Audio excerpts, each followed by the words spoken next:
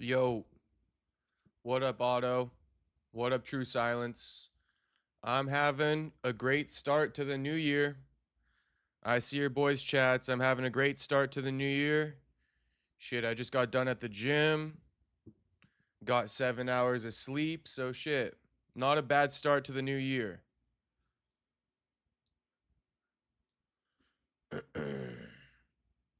And on the first day of the new year, we got Joaquin Buckley. Hey, shit. What up, America First?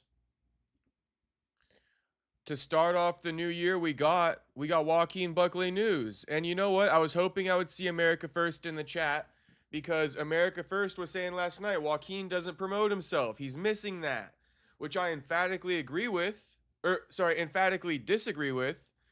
But what's going on, America First? How about this one? You asked and you shall receive, homie. You asked and you shall receive. Joaquin Buckley doesn't promote himself in your eyes enough? Well, shit.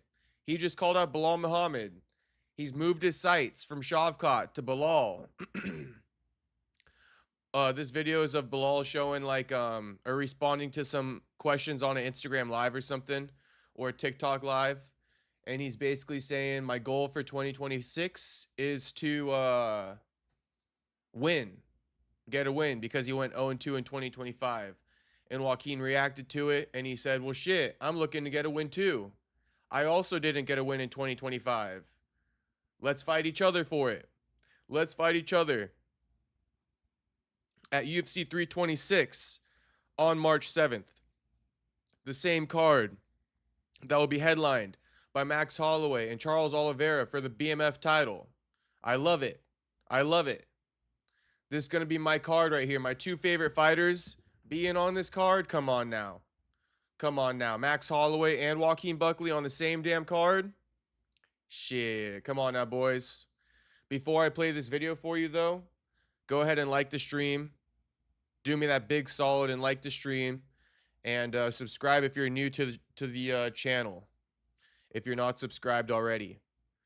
But shit, we getting right into it. Joaquin Buckley reacts to... oh my God. Joaquin Buckley reacts to Belal Muhammad saying his goal for 2026 is to win. When are you trying to get a win? Put a date on it. March 7th. Let's make it happen in Vegas.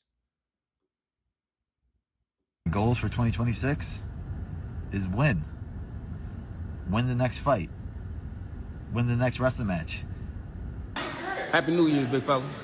But yeah, Belal, I like that. 2026, you trying to get a win. But when are you trying to get a win? W-H-E-N, right? Because when you taking these goals and when you making, big plans for the new year, you got to be real specific, right? So put a date on it. See, I got a date for you. March 7th. Let's make it happen in Vegas, right? Let's run it. And we can both aim for both our goals is to get a win. A W-I-N. 100%. Let's go. So both their goals to get a win in 2025 or 2026. Why not run it against each other for their first bouts in the big 26? Can we get some early predictions, boys? Early predictions. Who we got? Joaquin or Belal?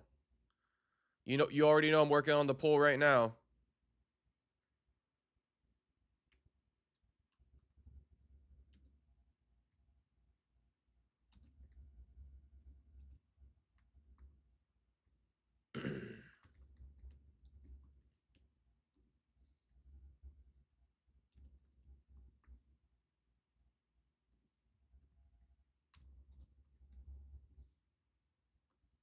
All right.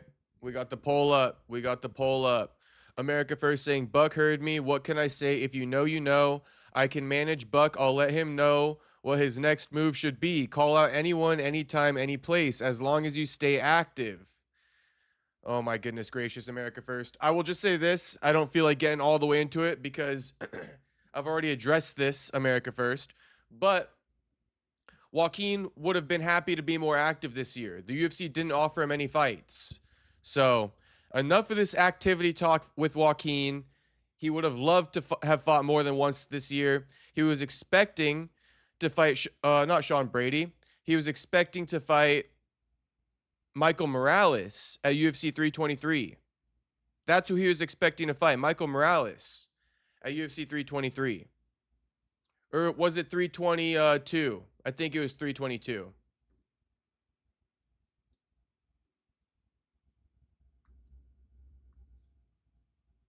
And what's poppin', Space Kid? What's poppin', homie?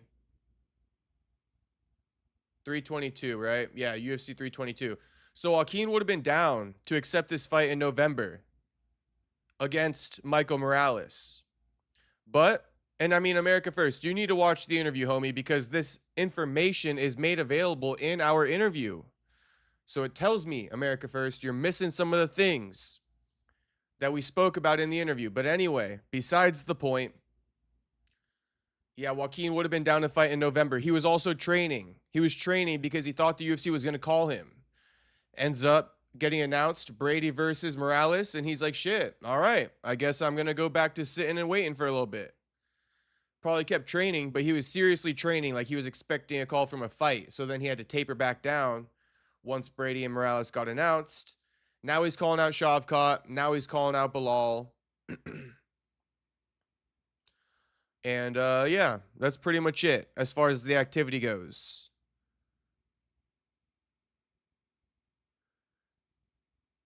Oh, America First, I did see your comment today. You said, did you see my comment on Buck? Like, Buck, I knew Joanna was that wrong. The minute Jay Hill defended his girl, that was it. No, America First, I saw it. Should I read it? You said, the second Jay Hill said, touch my girl, I knew Joanna was instigating it and at fault. What man is not going to defend his girl? Sure, he/we might just throw it out there the same way Jamal Hill did, but in reality, we would most likely come between both parties. Yeah, I mean, I agree. America First. If someone threatens my girl, shit, I'm a defender. Point blank, period. Space Kid saying, good thing Joaquin didn't fight Michael Morales. Seems like Morales was determined to win that night. LOL. Shit, you know Joaquin's always determined to win. So, it would have been nothing. I mean, it would have been a tough fight for both guys. But yeah. Space Kid also saying, Buck's going to be stronger and ready for Morales now. Let's go. Let's go, Space Kid. He's going to be ready when the time comes. America First saying he stays active with pistachio donuts. I could go for one of those right now. I could definitely go for one of those right now. But yeah, that's pretty much it with Joaquin and this Belal Muhammad call out. Nothing crazy. But let's see what the people are saying.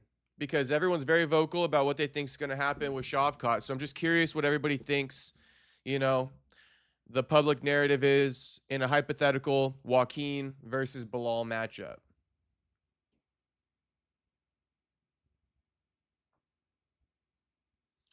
Let's take a look. I like this matchup. I want to see this fight from some woman. I just want to see Buckley compete again. It's been 6 months since his loss to Usman. I picked him to beat Usman too. Maybe Buckley should think about fighting someone beneath him in the rankings. He's thought about it and he doesn't like the idea.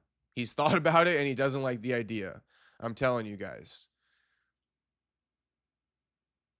And then Trey K saying Belal fight makes sense too, though. He's on a 2-fight losing streak right now. All facts. Bro, if Usman out wrestled you, Belal is going to drown you. I don't know about that. I don't know about that. The fuck does that mean? Like Belal's a better wrestler than Usman? Buck beats the fuck out of Belal.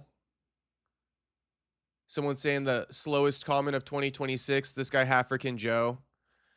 But shout out to African Joe because he had a comment where he said he would beat up Joaquin and everyone was roasting him, so he deleted it. Too good. Too good.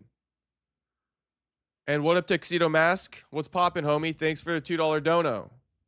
Saying these Jews be wildin'. Shit, what's going on, Tuxedo? What's going on? Which Jews are you referring to, homie?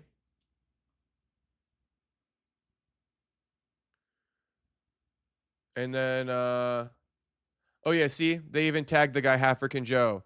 What's up with the wannabes who sit in a gym and spar that think they can hang with real fighters? Yeah, I'm not even going to give him clout on this stream right now. But just know, this guy, he trains a little bit of martial arts, and he instantly thinks he could beat Joaquin. I mean, guy's insane. Guy's absolutely insane.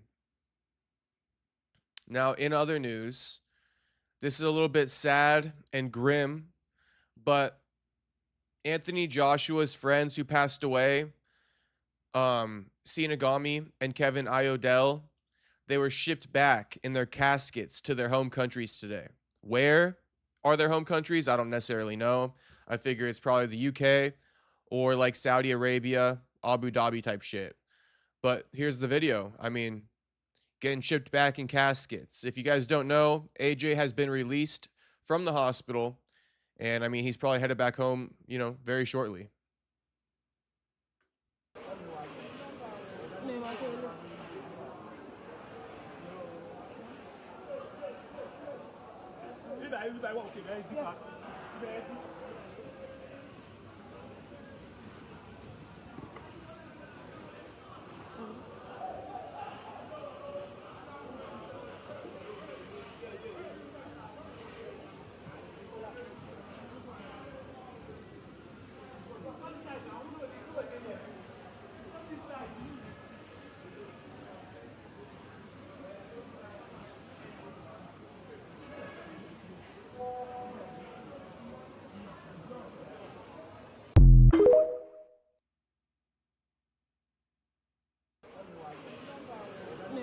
Yeah, so I mean, rest in peace to his friends again. I think Space Kid saying first comment got me dying. You must be referring to this one up here. Anything for views type post. I was just reading this too. I guess people aren't happy I posted this. Why would you post this? Shit, because I did. Because I did. There ain't nothing wrong with it. But as soon as one person shows some discontent with me posting it, of course everyone else got to hop on the bandwagon too. Get the fuck over it. Get the fuck over it. This shit's been circulating all over social media. So, doesn't even matter whether or not I posted it. America First saying, Brandon, I stayed up till like 3 a.m. after the live stream watching the gruesome AJ car crash. People that think he's making that shit up or that it was staged, I will show them video. Yeah, bro, there's a lot of people acting like, I even saw some stupid ass tweets being like his friends aren't dead and shit like that. Bro, they're fucking dead. They're dead. I don't know who needs to tell you that, but they're dead. And it's nobody in this chat. There's actual tweets with like these conspiracy theories saying that like they're not dead, blah, blah, blah. I didn't even bother to read it.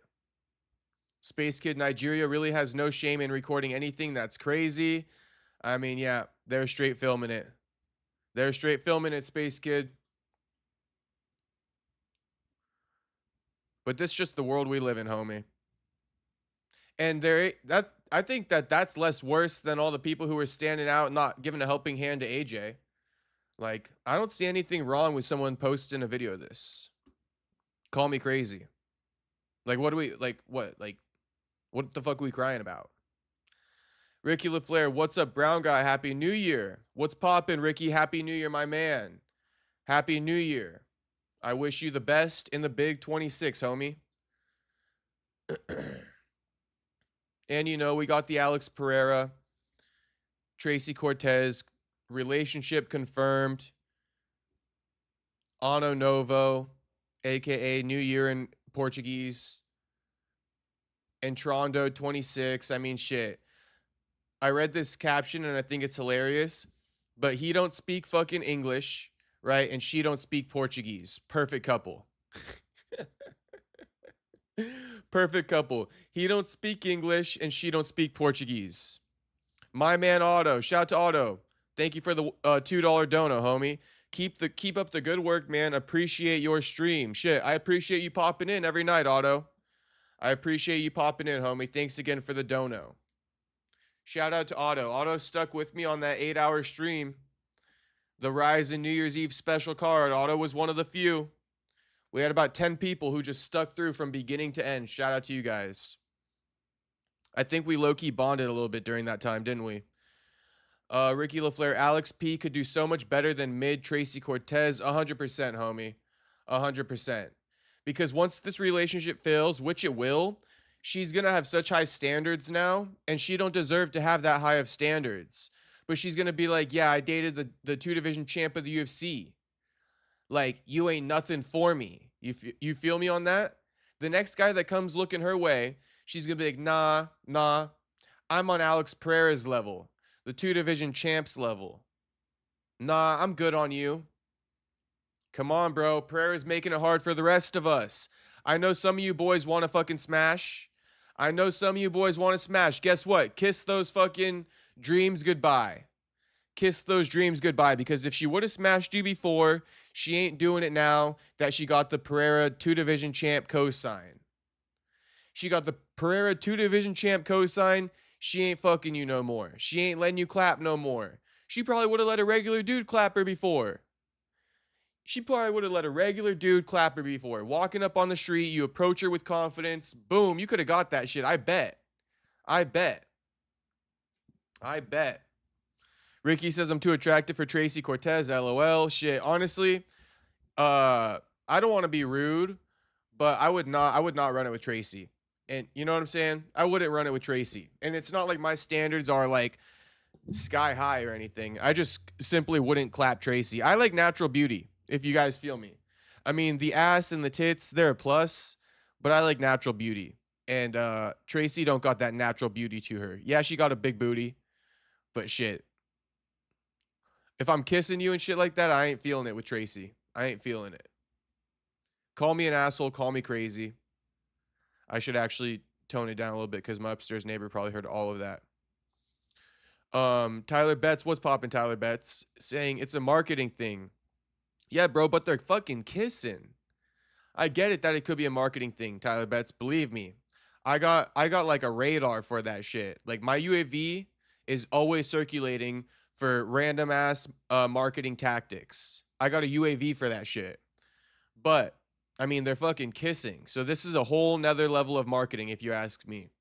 But yeah, there was some video of them training as well. Should I pull that up real quick? I'm too attractive for Tracy Cortez is fucking peak. Ricky LaFleur. Peak. Absolutely peak. I'd be lying if I said I didn't feel the same way. I'd be lying if I said I didn't feel the same way. And that's not to say that I'm a dime, right? But shit, I think Tracy Cortez gets overhyped. Talk about one of the most overhyped booties in the UFC. I mean, shit, she got movement back there.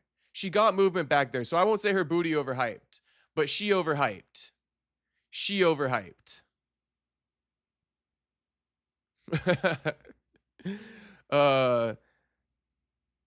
America versus T-City's like, you got my sloppy seconds. And then America First speaking about that casket video. People nowadays will record anything for likes, keeping it 100. Yeah, they did. I didn't think it was that insensitive though. It was fine with me. Like, it didn't, I never once looked at that video and was like, damn, I can't believe somebody's posting that. Like, I've had other posts where I'm like, should I post this? Should I not? Like, one time when a girl pissed herself after getting choked out, I was like, should I post this? Should I not? I posted it and then I deleted it because I felt bad. But that was nothing like that. T-City is like, you got my sloppy seconds. I already read that. Space Kid saying this on some Drewski Ruby Rose shit. Haha, this low-key caught me off guard. Nah, it is. It's on some Drewski Ruby Rose shit. Why are they posting things about like the Reals Islam and Habib like on Instagram? I don't give a fuck. Did Champ Rounds post the training footage between Tracy? Yep. So this is where it could be a marketing thing, to Tyler Betts' point. But they're getting filmed, you know, training side by side. What's this captioned? Alex Pereira and Tracy Cortez training together.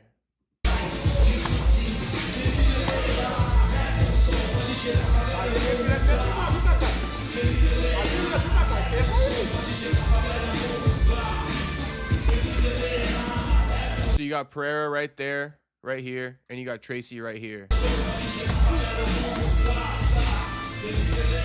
I mean, this is barely a headline. This is barely a headline. More like they're training in the same room. Like, what's the difference between posting that, you know, they're training together or Pereira's training with this black dude right here? You feel me? They're not fucking hitting pads together. They attended the same fucking sparring practice. Hardly a post. Hardly anything to fucking write home about.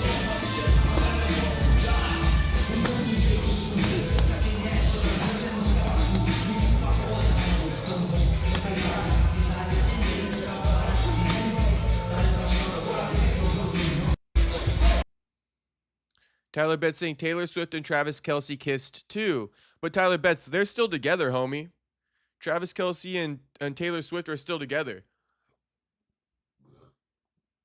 I mean, I get it. I get it. Is that marketing or true love? They're still together, though. Shall we confirm that?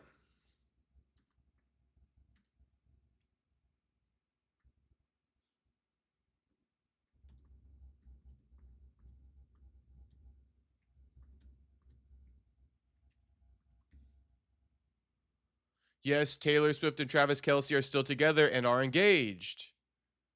See what I mean, Tyler Betts? Now, are Pereira and Tracy Cortez doing this much?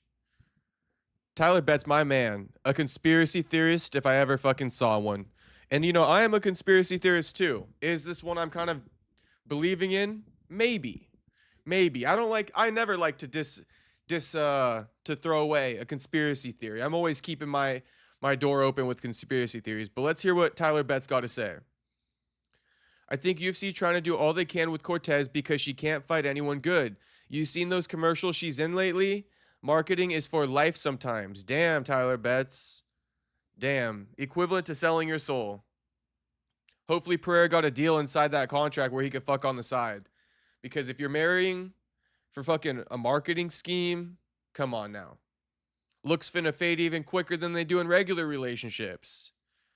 Kim married a lot of dudes for the same reason. Nah, you're not wrong, Tyler. You're not wrong. I'm not gonna dismiss it.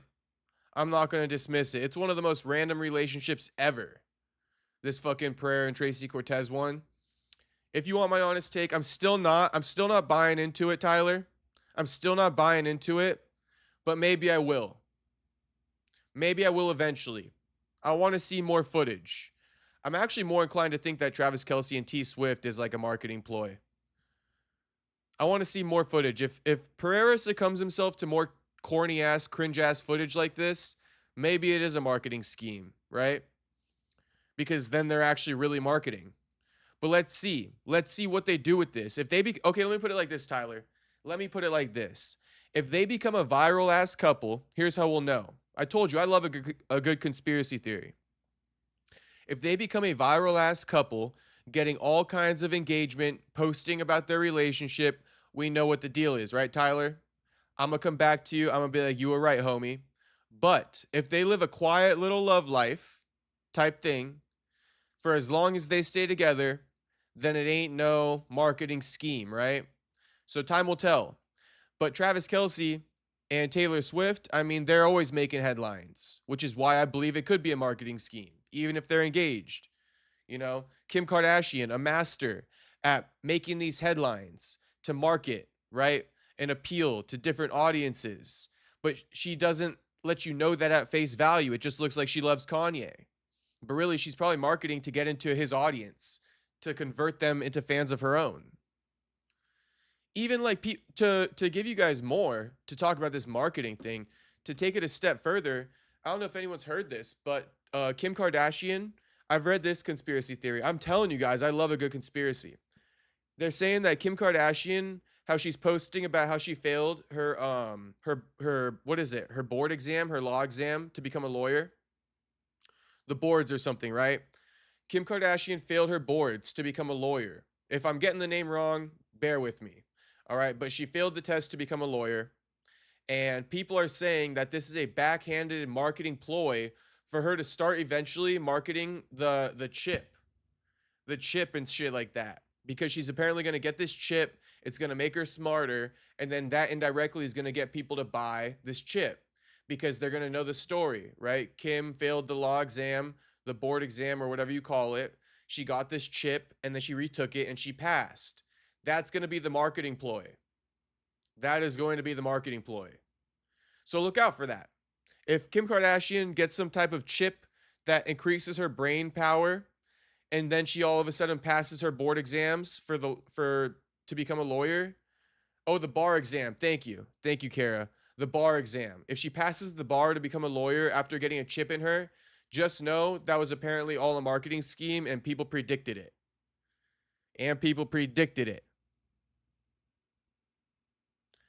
Tyler Betts says, I don't get why it's a big deal anyway. only because the fans are making it a big deal. Like Us Weekly or Drama Magazine's kind of cringe, but I get talking about it on stream along with a bunch of topics. Yeah. Yeah. I mean, to be honest, I didn't even know about this last night. I was already live when they announced their relationship. And then the boys just started dropping in the stream, being like, "Did you hear? Did you hear?" And shit. You know, I like this messy stuff. You guys know I'm a messy guy. I don't even put myself above this. Like Tyler Betts, he might put himself above it. But shit, me, I'm swimming in this type of stuff. I'm swimming in these types of narratives. I love them. I love them. Look at me. I'm talking about it for longer than I talked about Joaquin calling out Belal Muhammad. I love these topics. So we always going to touch on these topics. But I'm not going to be posting everything. You feel me? I mean, this is them announcing their relationship, which no one saw coming. So, okay, I'll post it. Now, did I post them training together today? Like everyone else did? No, I didn't. You feel me? Come on now. I'm not going to waste my time on that shit. But I will post that they're fucking dating. That's definitely news. My question to you, Tyler, would be if Cortez is getting old, why even waste resources on her?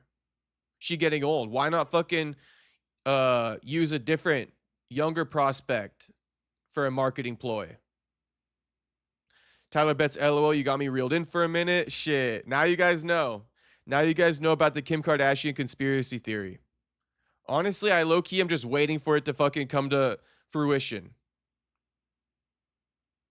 I'm not saying 100% it's marketing, just my initial thought. Now I feel you, Tyler. We will see. We will definitely see. Like I said, if we see them going viral every week, every other week, then we know what it is. We know what it is because she won't be pretty forever. She definitely won't be pretty forever. I mean, shit, she arguably already passed her prime, and that's no offense. I don't mean to offend her. Hey, now, you guys who weren't in my stream on Tuesday for the Rizin year-end Super Powerhouse Festival, what do you guys think of this knockout? This was a 13-second knockout. This guy, Ilkom Nazimov, took the fight on like a week's notice or something like that. Very short notice against Roberto de Souza. Only has one loss in Rizin, and it was during that Rizin versus Bellator super card. Okay, so he really hasn't lost to any Rizin athletes. He's the reigning lightweight champion, steps in against Ilkom Nazimov, who took the fight on short notice. Nazimov knocks him out with a knee in 13 seconds to become the new lightweight champion in Rizin. This dude's been going viral. I got a bunch of bookmarks about him, but he's super ecstatic about winning the title. Check out this knee, though. People are calling this a knockout of the year. Who else looks good in UFC? Honestly, Tyler Betts. What's the name of the girl that Rose Namajunas is going to fight? Can someone tell me what the name of the girl Rose Namajunas is about to fight?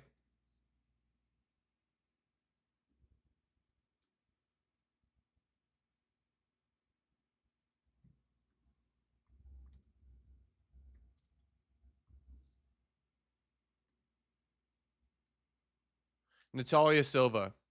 Tyler Betts. This Natalia Silva too pretty and too real to do a marketing ploy with Alex Pereira. You know, Tracy Cortez, the perfect candidate. She heartless. She low-key for the streets. You feel me? Sorry, Tracy Cortez. I love you. No offense. But anyway, Natalia Silva. Who else looks good in the UFC? Tyler Betts asks. Natalia Silva. But like I say, she too pretty. She too real to get in a marketing ploy with Alex Pereira. But her and Alex Pereira in a relationship would capture the heartstrings of all the UFC fans worldwide, and it wouldn't even be on some funny shit. Like, if Pereira wifed up Natalia Silva, okay, man, it would pull on the heartstrings of UFC fans worldwide. This girl a cutie. And she not for the streets. She got a level of innocence to her, all right? Pereira, if you want to lock in with a golden retriever, it's Natalia Silva. Natalia fucking Silva.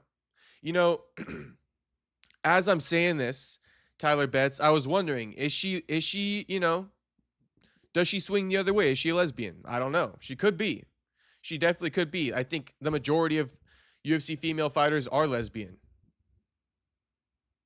And the ones who aren't get snatched up by the other UFC fighters. You feel me? Shout out Amanda Nunes. Shout out Raquel Pennington. And then Tuxedo. Thank you again for the $2 donut, homie. These Jews wilding the fuck out. What's going on, Tuxedo? What what Jews are you talking about, homie? Which ones? Let us know. What'd they do? What'd they do, my man Tuxedo? What you been up to, Tuxedo? Amanda Rebus is a cutie. She passed her prime, though. She passed her prime as an athlete. Not even past her prime looks-wise. She's still in her prime. But as an athlete, she passed her prime. I think Natalia Silva would be the perfect one to set up on a marketing strategy. But like I said, she's too pretty for that shit. Here's that knockout, though. Boom. Boom. Put him out.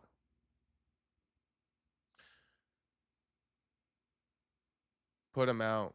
Here's another angle of that knee. Honestly, the Rizin Powerhouse Festival was a great card. If you guys didn't watch it, you low-key missed out. It was a great card. We stayed up late watching it, but it was honestly really good. I'm going to actually go through some of the bookmarks right now with you guys, just because there's not much else to cover. What else is there? Yeah, Pereira Tracy dating. Oh, Tom Aspinall is done. Let's look at Tom Aspinall is done. Joe Rogan just sharing his take on Aspinall.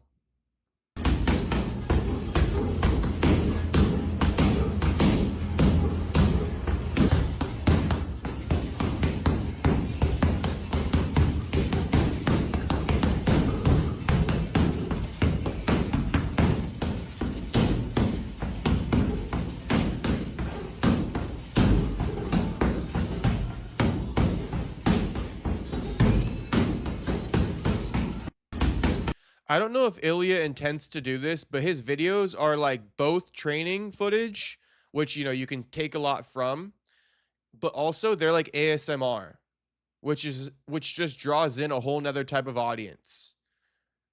Like, people like ASMR, right? So they like hearing these pads hitting. All Ilya's videos are ASMR. I don't know if he intends to do it like that, but they're straight ASMR. He should put a microphone like above him to really capture the sound. But on top of that, my point in saying that is he gets views from two different camps. People who might be drawn to ASMR, and then people who are watching it trying to learn something from him. So, I mean, Ilya's videos that he posts, even if it looks simple, a little 27-second video of him hitting the bag, a lot of people are watching this shit. A lot of people. You know, kind of like how Ashton Hall, he doesn't really talk in his videos. It's all ASMR. He came out on the Impulsive podcast and he was like, no, I did that intentionally. I wanted it to be like that. I wonder if Ilya does it intentionally, the ASMR. Because he could easily put background music behind it, but he chooses not to, which I prefer. Which I definitely prefer. McGregor celebrating New Year. Should we take a look at it? Pereira is out to smash. He's not looking for a keeper. TBH. Still can't beat Masvidal's flying knee KO. Well, that was random America first. But yes, I think Pereira is probably just out to smash. But bro, why is he posting her on IG? That's low-key simping. That's low-key simping, bro. Gooners Cam. The hell does that mean? Tyler Betts. James Rodriguez. I don't think he needs ASMR to get views. Shit, you not listening, homie. You didn't listen to a word I said, homie. That's okay. That's okay.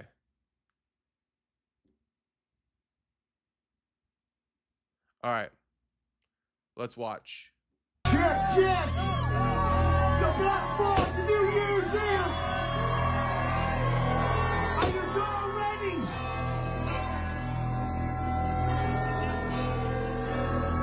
I'm nearly there.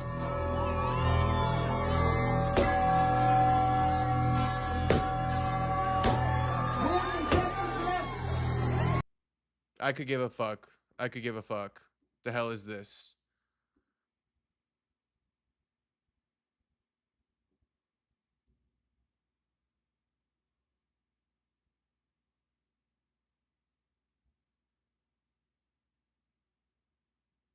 Okay, let's look at a couple clips from the latest episode of Joe Rogan with Gable Steveson.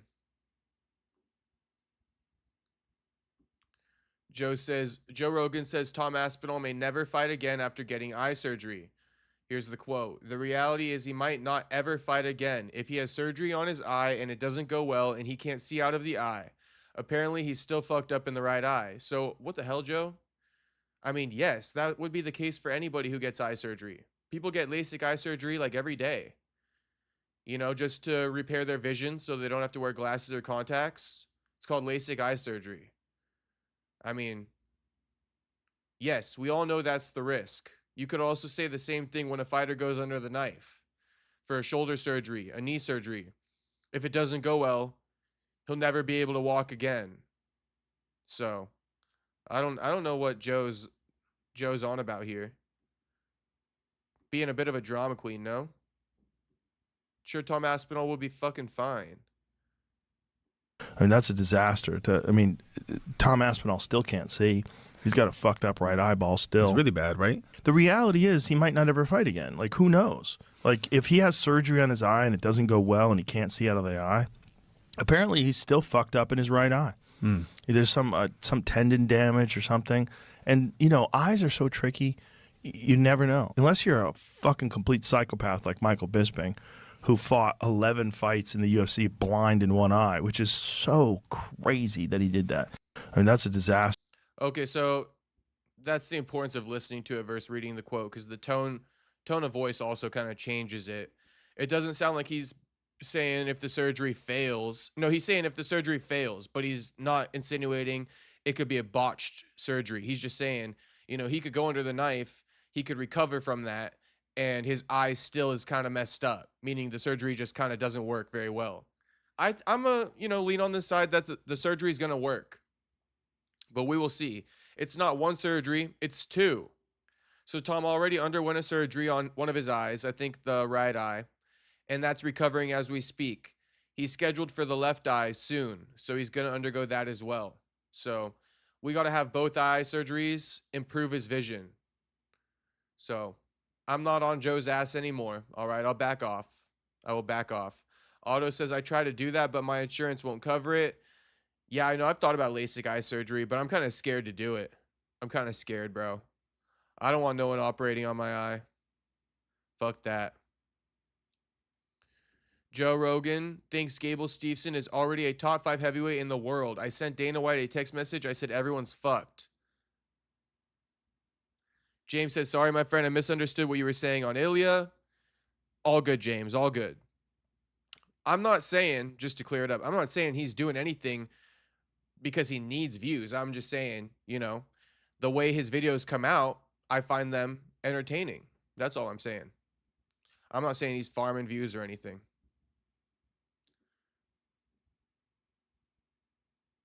All right, here's Joe talking about Gable being a top 5 heavyweight. And I don't even think that this is true. Like, what's up with the glaze of Gable? Top 5 heavyweight already? Says who, bro?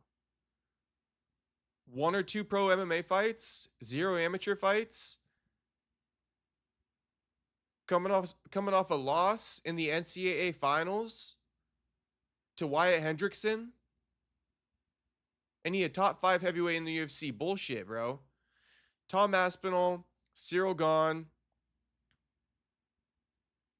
fucking Jailton Almeida, Sergey Pavlovich. Is it Sergey Pavlovich and Sergey Spivak? Both of them, all 5 of these guys fuck him up. Shit, I'm going to even throw Derek Lewis in the mix. Derek Lewis is catching a body on Gable. Give Gable Derek Lewis. See what the fuck happens. Joe Rogan want to talk about Gable, a top 5 heavyweight. Give him Derek Lewis in his debut and see what happens. See what happens. Give him Derek Lewis in his debut. Sign him right now. I'm fed up with all this fucking glaze, honestly. I'm fed up with it. He a top 5 heavyweight? Fuck it. Sign him right now. You guys got to learn. Everyone got to learn eventually to stop co-signing people so damn early. Because, gosh dang, Joe, you crazy, homie. But anyway, let's watch it. Maybe I'll change my mind again on the fucking, with his tone of voice, but I doubt it. You had a fight, an MMA fight, where you hit that dude with a left hook and then took him down while he was out cold. I sent Dana White a text message. I said, everyone's fucked. I did. Well, I appreciate it. Thank you. Because I was like, that kind of speed is crazy. Like that kind of speed and incorporated with elite wrestling is crazy. The heavyweight division is so shallow right now. You got Tom Aspinall, Cyril Gane, John Jones if he chooses to fight again, Francis if by some miracle they can work something out and bring him back to the UFC. Other than that, there's no one compelling for like a championship caliber fighter. There's basically 4 or 5 guys on earth that are in this like championship caliber class, and you're already there, which is nuts, and you haven't even fought in the UFC yet. When I watched you move and I watched you fight, I was like, okay, how do you stop that? Who's got the skills to be able to stop that? And in my mind, there's like Derek Lewis, Sergey Spivak, Sergey Pavlovich. Only a few guys where it's going to be a problem. The Francis Ngannous, the Cyril Ganes and the Tom Aspinalls. That's it. The only problem is going to be you getting fights. Like that kind of speed is just bananas for a 250-pound man. It's weird because when Joe Rogan brings up, he's conflating two things. He brings up these names like Tom Aspinall, Cyril Gane, then he instantly goes to John Jones and Francis Ngannou. Yes, they're all former champions, right? But here's the thing that he's conflating. He's going with box office. That's why he's not naming guys like Spivak and Pavlovich and even a Derek Lewis, because he's not talking box office necessarily. And it's just kind of odd that he's conflating the two. Because like I said, I think Derek Lewis, I think Spivak, I think Pavlovich, they all beat this dude. But Joe doesn't want to mention them because they're not box office. But just because they're not box office doesn't mean they don't beat Gable Steveson. And then the other thing about it, Joe's basically trying to say that like Gable Steveson, this is how he's also conflating it. He's trying to say that Gable Steveson has these things that Aspinall, Gane, Jones, and Ngannou have, which is box office. What I really feel like Joe's saying without actually saying it is we need you to be a champion because you're the only guy who could really be a representative, a representation to become a UFC champion, right? If a Pavlovich becomes a UFC champion, what do we do with that? It's nothing crazy. If a Spivak becomes a UFC champion, what do we do with that? Nothing crazy. And the list goes on below guys like Aspinall and Cyril Gane. But I mean, to try to manufacture him as a champion just because he has some type of box office to him is super lame. Super lame. With 2 fucking pro MMA fights, it's super lame. Super lame. Because it's like, yeah, you could have box office, bro, but you're unproven. Like, why don't you prove yourself first? Then we can start talking about your box office power and making you into a future UFC champion. But we're really talking about making him into a future UFC champion after 2 pro fights on the regional scene. Hasn't even fought on Contender Series. Hasn't even made his debut in the UFC. Just listen to it again. With what I just told you, listen to it again. Joe wants to basically make this guy a UFC champion because he's box office. But here's the last contradicting thing that I'll say. Joe Rogan, an alleged purist of the sport, right? An alleged purist of the sport. Now he's interested in box office. Joe's the guy who says, I want number 1 to fight number 2 and no, not number 1. Joe says he wants the champion of each division to just fight the number 1 ranked guy. He doesn't care about anything else because he's a purist. Okay? Understand that. Joe only wants the number 1 ranked contender to fight each champion in every respected division, right? But now he's talking about box office. He don't care about box office. I just told you that. Because he only wants the number 1 contender to fight the champion. So he kind of disagrees with Patty fighting Justin Gaethje. Joe Rogan is like one of those guys who says Arman Tsarukyan should be fighting for the vacant title or the interim title. But let's listen to this one more time now that you guys heard what I had to say about it. Had a fight, an MMA fight, where you hit that dude with a left hook and then took him down while he was out cold. I sent Dana White a text message. I said, everyone's fucked. I did. Well, I appreciate it. Thank you. Because I was like, that kind of speed is crazy. Like that kind of speed and incorporated with elite wrestling is crazy. The heavyweight division is so shallow right now. You got Tom Aspinall, Cyril Gane, John Jones if he chooses to fight again, Francis if by some miracle they can work something out and bring him back to the UFC. Other than that, there's no one compelling for like a championship caliber fighter. There's basically 4 or 5 guys saying there's no one compelling for a championship caliber fighter. So who's compelling? Gable Steveson, because he's an Olympic gold medalist. He NCAA champion. But guess what? He got 2 pro MMA fights. It doesn't matter how compelling he is. That's my whole point. It doesn't matter how compelling this dude is. He got 2 fucking pro MMA fights. He hasn't proved shit. He could be the most compelling guy in the world. We don't know if he could fucking become a UFC champion yet. Why don't we feed him to Derek Lewis and find out? Then you can start saying everyone's fucked. Then you can start saying there's nobody else who's compelling to be put in an opportunity to fight for a title and become a champion. But right now, it's just so premature. It's just crazy. It's crazy. Joe Rogan lost his fucking mind. James saying, I think heavyweight division needs a fresh fighter like him to bring some hype to the division.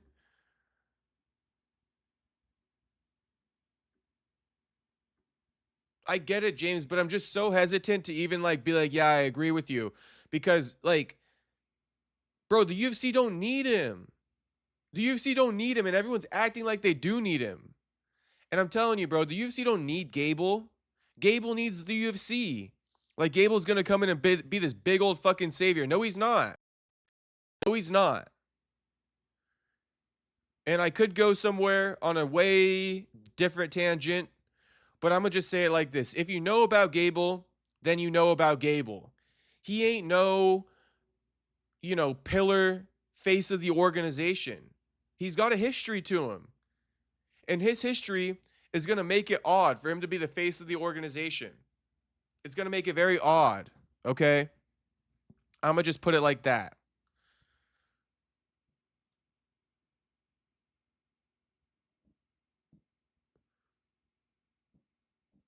But honestly, I'm not on the Gable Steveson train. It's okay if you are, James. It's totally okay if you are. James says, but without fighters, UFC ain't shit, bro. Yeah, that's true. That's true. But James, I know you've heard the saying. I know you've heard the saying. Who's the biggest star in the UFC, James? Dana White. Right? What else have you heard? The biggest ticket seller in the UFC isn't the fighters themselves. It's the 3-letter logo. The 3-letter acronym. UFC. Ultimate Fighting Championship. That's what people tune into. UFC. They don't tune in for fighters necessarily. A lot of people are tuning in for those 3 letters right there. UFC. And whatever the Dana White and the promotion gives us is what we're going to accept because it's under the 3 letters. That's what we follow. So I know that the UFC ain't shit without fighters, of course, right? But it goes deeper than that. Yes, the UFC ain't shit without fighters, but how crazy is it, James, that the UFC ain't shit without its fighters, but I just told you that the biggest ticket sellers are Dana White and those 3 letters, UFC. It ain't Khamzat Chimaev. It ain't Dricus du Plessis. It's the UFC and it's Dana White. So we don't need Gable. I'm just being honest.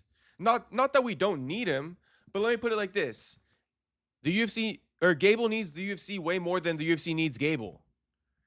And like I told you guys, Gable ain't no pillar. Gable ain't no face of the UFC. Look into him. Look into him. Okay, because the second he starts getting more notoriety and he starts winning more fights, I mean, people are already calling it out. I don't want to be the one to drop the ball. But he got some controversy behind him.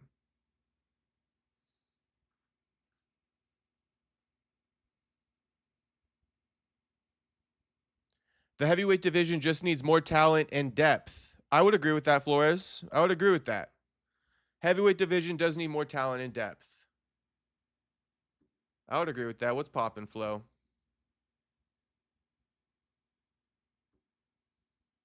Guys on Earth that are in this Oh, you think UFC is going to sign Frederick Vosgrone, the buff patty?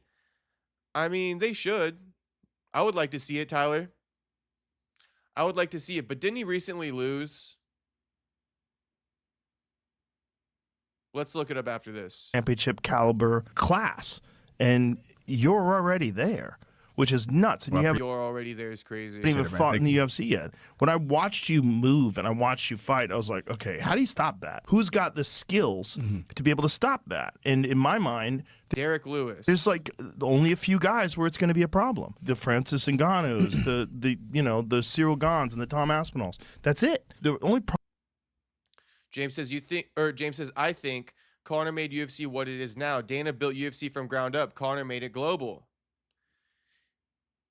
Yes, James, but who built up Conor? Who built up Conor? I get what you're saying, James. I get what you're saying. But, Conor and Dana made the UFC what it is today. Can we settle on that maybe?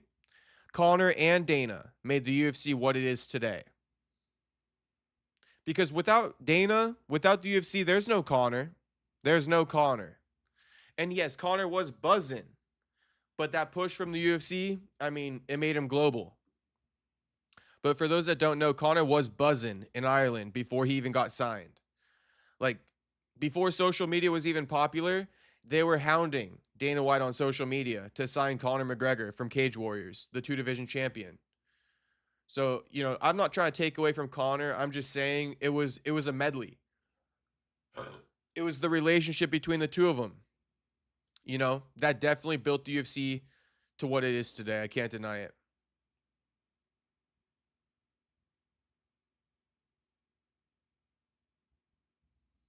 Oh, but Tyler Betts saying about the Frederick Vosgrone. Let me see.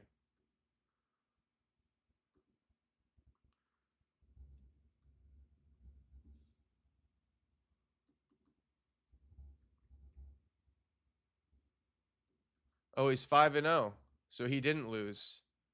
His bout got canceled in October. That's what it was.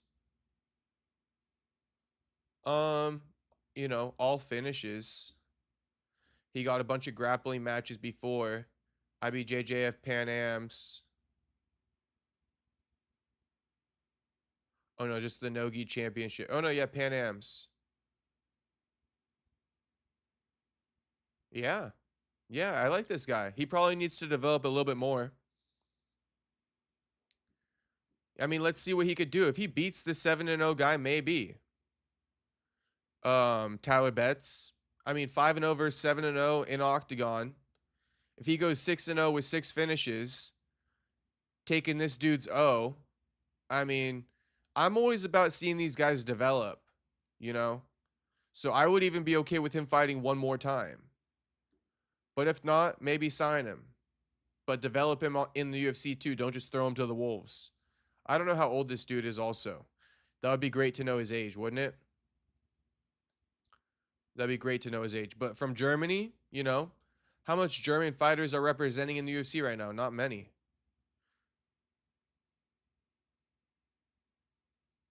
James says, yeah, bro, that's true. Can't take away from Dana. There we go, James. We settled on it. I'm giving Conor his flowers.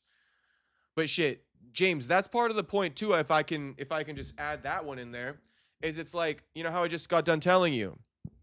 The UFC and Dana White are the two biggest stars. Okay. Now, who got bigger than the promotion, James? Conor McGregor got bigger than the promotion, didn't he? Didn't he? Can we agree on that one? You let me know if you agree on that. But Conor did get bigger than the promotion. He's bigger than the promotion right now, right? Look at how much he dominates when he conducts a BKFC press conference on the same week that the UFC is doing a numbered pay-per-view card. Who gets the headlines? Conor or the UFC? Conor got the headlines. I forget the exact event, but Conor was getting the headlines when when the UFC and BKFC did press conferences on the same week. Conor's press conference got clipped way more. But let me add to this real quick. I said the UFC and Dana White are the biggest stars in the promotion. I was just saying, the UFC isn't promoting fighters anymore. Conor McGregor became bigger than the promotion. That's why the UFC isn't investing in fighters anymore. In my opinion, because Conor got bigger than the promotion and they didn't like what they saw. If that makes sense to you, I'm trying to lay it out for you guys. But yes, the reason why, if anyone's wondering why I'm saying Dana White, the UFC are the biggest fucking stars in the promotion. Why the UFC doesn't promote fighters anymore? It has to do with the fact that Conor McGregor became bigger than the fucking promotion. He became bigger than the program. And the UFC didn't like that shit. So they're not doing that no more. They're not doing that no more.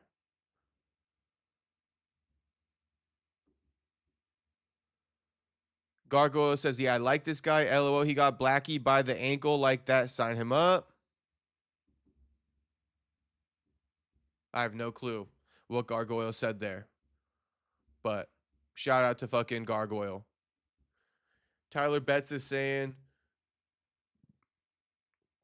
I saw a clip where someone was asking him if he'd fight at light heavyweight or heavyweight in UFC. And he said, depends on if Ngannou is there or not. I don't know how old the clip is. Tyler Betts, you're talking about what's his name? Gable Steveson? Please tell me you're not talking about Gable Steveson, bro. Like, just please tell me you're not talking about Gable Steveson. Or are you talking about this dude? Because this dude fights at light heavyweight. But he's no heavyweight. He's 6 foot tall. He's no heavyweight. Gargoyle, best fight of 2025. Ooh, that's a good question.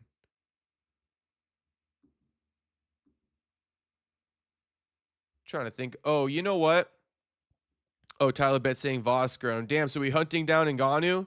Nah, he should chase that check. He should chase that check. He should hunt down that check instead, that UFC check. Although the UFC don't pay that much, but no one else is paying much either. And chasing down Ngannou, you're going to throw away your career doing that because Ngannou ain't serious about fighting. He might return, he might not. But basing your career off that would be a bad decision, ill-advised. Okay, I got you, Tyler. Shit. Drop the clip if you got it. You could drop a link. HT saying, hey, Jay, what's poppin', HT? Good to see you in the chat, homie.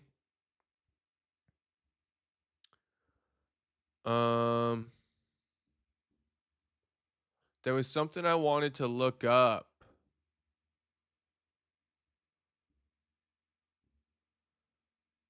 Damn, there was, oh, best fight of 2025. I do think it was Peter Yan versus Merab, to be honest with you. But let's look at it on Tapology.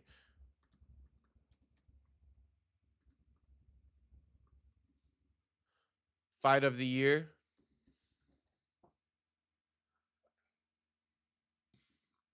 Prohaska versus Hill was a great one. Steele versus Rongzhu. Dvalishvili versus Nurmagomedov. Yep, these were some good ones. Volk versus Lopez. Are you kidding me?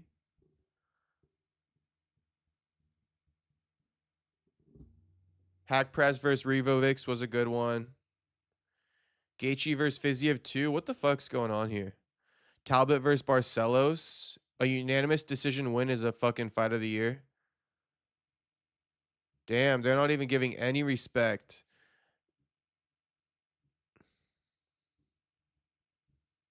I'll give it Prohaska versus Hill. No. Honestly, I would go Prohaska versus Roundtree over Prohaska versus Hill. What's poppin', Dylan? Sub Castro back from the vacation. Shit, homie. Hope you had a good vacation. Hope you had a good vacation, brother. Where'd you go? Mexico, Dylan?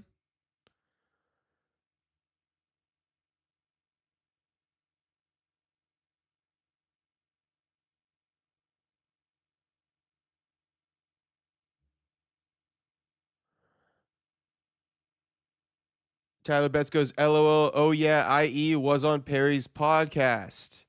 Oh, Mike Perry. Mike Perry, I got you.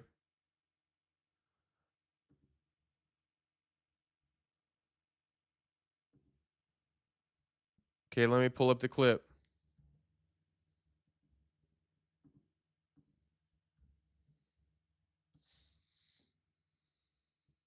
Do you look at the light heavyweight division and do you want to fight in heavyweight as well sometimes? Now I'll focus on light heavyweight. Depends on the heavyweight as well, but you know, if you have like Francis Ngannou, you know, then I don't know, maybe I stick first. Let me stick first to light heavyweight.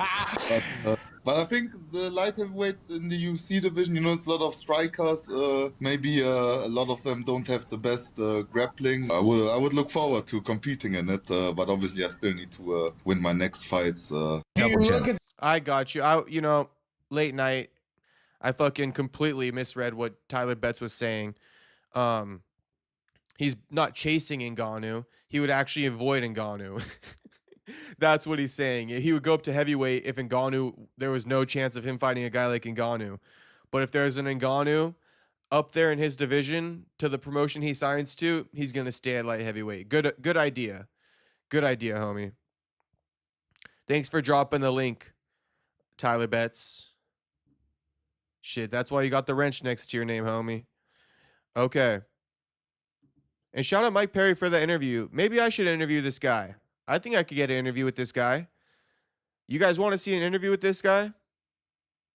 Shit, all you guys seem to watch it on Perry's podcast. I'm sure you would tune in if I did it. All right, I'm going to reach out to this dude. I didn't know he speaks good English and shit. He seems like a nice guy. Seems like an innocent, cool dude. The light heavyweight division, and do you want to fight in heavyweight as well sometimes? Now I'll focus on light heavyweight. Depends on the And personally, you guys are going to probably call me a glazer, but I'm just being real. I kind of like I like the German vibe. I like the German vibe in general. There's a few Germans who I fuck with. Actually, they're bodybuilders. But you guys know Joe Aesthetics, RIP to Joe Aesthetics. Like the German guys, they're kind of I like how they operate. I like how German guys operate. I think this would be a great interview. We would be vibing. Okay, everyone is in for it. Otto says yeah. And then Gargoyle says yes, please. That'd be sick, Tyler Betts says. Dylan says his vibe reminds me of Jack Hermanson. Yeah, I like the German vibe. I like the German vibe. Can't really put my finger on it. But all I can say is we would be vibing. Kurt's Kaz on roids. Are you saying this guy's on roids or what? Or who you're saying is on roids?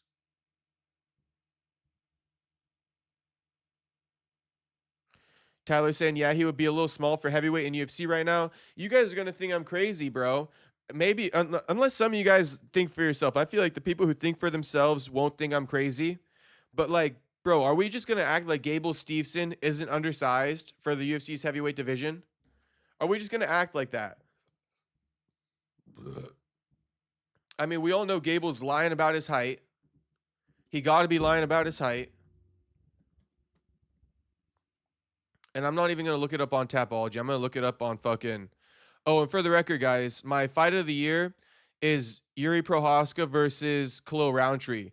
Because Prochazka was losing that fight. He came back, and then he knocked out Khalil Roundtree. So, also, it was you got to get a finish, right? There was no way he was going to win on points, in my opinion. Maybe he was.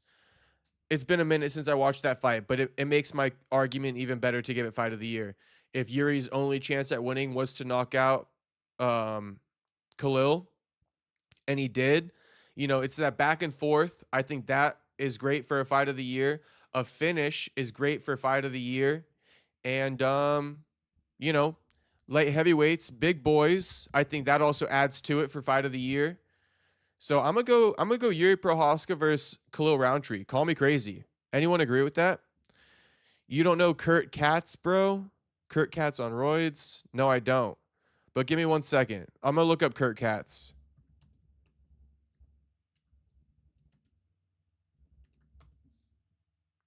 .61. So let's keep it a buck, guys. Let's keep it a buck. 6'1", a guy who's 6'1" will never be a UFC heavyweight champion. You want me to say that? You want me to say that? A guy who's 6'1" will never be a UFC heavyweight champion. Joe Rogan can glaze this dude all he wants. He could deep throat him. Joe Rogan could deep throat Gable Steveson, and he'll never become a UFC champion. Can you guys believe that? I'll say it again. Joe Rogan could fucking deep throat this dude, and he's still never gonna become a UFC champion. I don't give a fuck. He's 6'1". I'm fucking 6 foot. This dude is a fat fucking guy. He's just fat. And you guys are going to get on my ass. Somebody's going to get on my ass who's fucking sensitive, but I don't care. This dude is fat.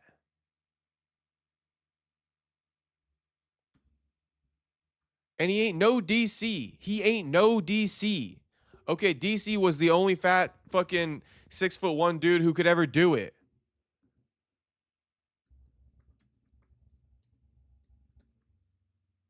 .5'11" Daniel Cormier was.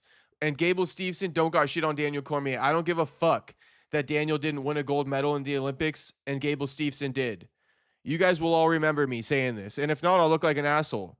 But I'm telling you guys right now, Gable Steveson's 6'1". In today's fucking generation, he not becoming a UFC heavyweight champion. I don't care. DC 2.0, except he ain't gonna fucking touch half the accolades DC had. What was DC's record before he signed with the UFC? Should we look at this? You know, he was actually a champion. He fucking beat, what's his name? You guys know who I'm talking about, but I'm forgetting it. It was a tough fight for him. But he beat him for the belt. The Strikeforce belt. Josh Barnett. He beat Josh Barnett for the Strikeforce belt. Okay? It was like a Grand Prix or something like that. Tournament championship. DC won a Grand Prix in Strikeforce. A Grand Prix. Okay, a tournament. A heavyweight tournament. And won the belt in Strikeforce. Gable Steveson ain't done shit like that. Also, Daniel Cormier was 11-0 when he got signed to the UFC. And it wasn't even getting signed to the UFC. The UFC bought Strikeforce. They acquired Strikeforce. Thank you, Flores. Barnett. Thank you, Kevin from Chicago. What's poppin', homie? Barnett. Yes. Yes. Tom D, yo, what's up? What's poppin', Tom D? Everybody hopping in the chat now. Let's go. Let's go, boys. I've been waiting for you. Wasn't DC undefeated before UFC? Yes. Yes, he was. And so is Gable. But Gable is 2-0. And fucking Joe Rogan got his fucking BBC all the way down his throat right now. Sorry for that. But I just thought that was going to be funny as fuck to say. All right? But yeah, I mean, 2-0 is ridiculous, bro, to be glazing him. 2-0 is ridiculous. That's when straight wrestling worked in MMA. Yeah, I mean, honestly, the sport has evolved. Gable Steveson, Olympic gold medal and all, I doubt he's really securing a takedown on Tom Aspinall. I doubt it. Call me crazy. And even if he does take these guys down, he's not holding them down, which is the huge X factor. That's why I'm calling for him to fight Derek Lewis. Because sure, he's going to take down Derek Lewis. But Derek Lewis is standing right the fuck back up. And let's see if he really is DC 2.0, right? Because DC beat Derek Lewis easily, right? DC 5'11", Gable 6'1", both kind of like fat heavyweights. And I'm saying, Gable ain't DC. Gable ain't DC. I got way more respect for DC than Gable. Rightfully so. So let's test it. Everyone want to act like Gable's the next DC. That's where this whole hype's coming from. They see DC in him. They're saying DC did it. DC was 5'11". DC didn't even win an Olympic gold medal. What can Gable Steveson do? Bro, you guys are co-signing him way too soon. Let's see it then. Gable versus fucking Derek Lewis. Because even if he takes down Derek Lewis standing right the fuck back up. Right the fuck back up. Excuse me. My fucking dinner's digesting. We had some tilapia and rice for dinner. I'm finna eat that again once we get off stream. Actually, I also got some kidney beans to eat too.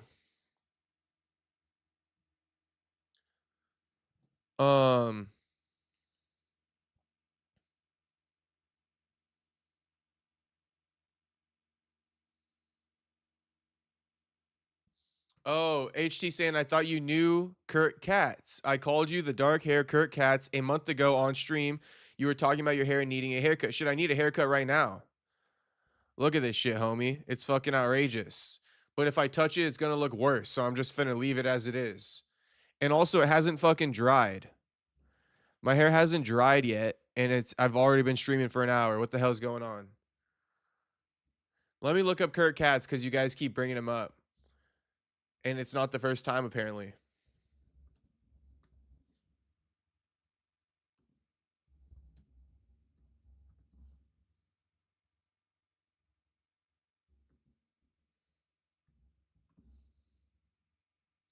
Ule saying K.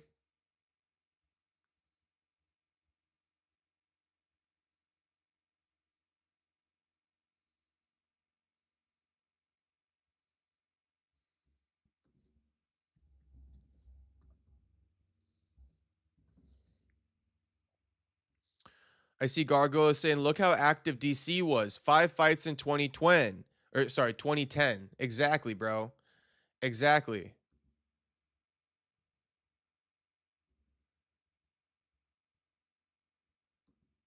This is Kurt Katz. Well, HT, I definitely don't look like Kurt Katz. And I can see the resemblance with Kurt Katz and the other German dude who I already forgot his name. Vosgrown.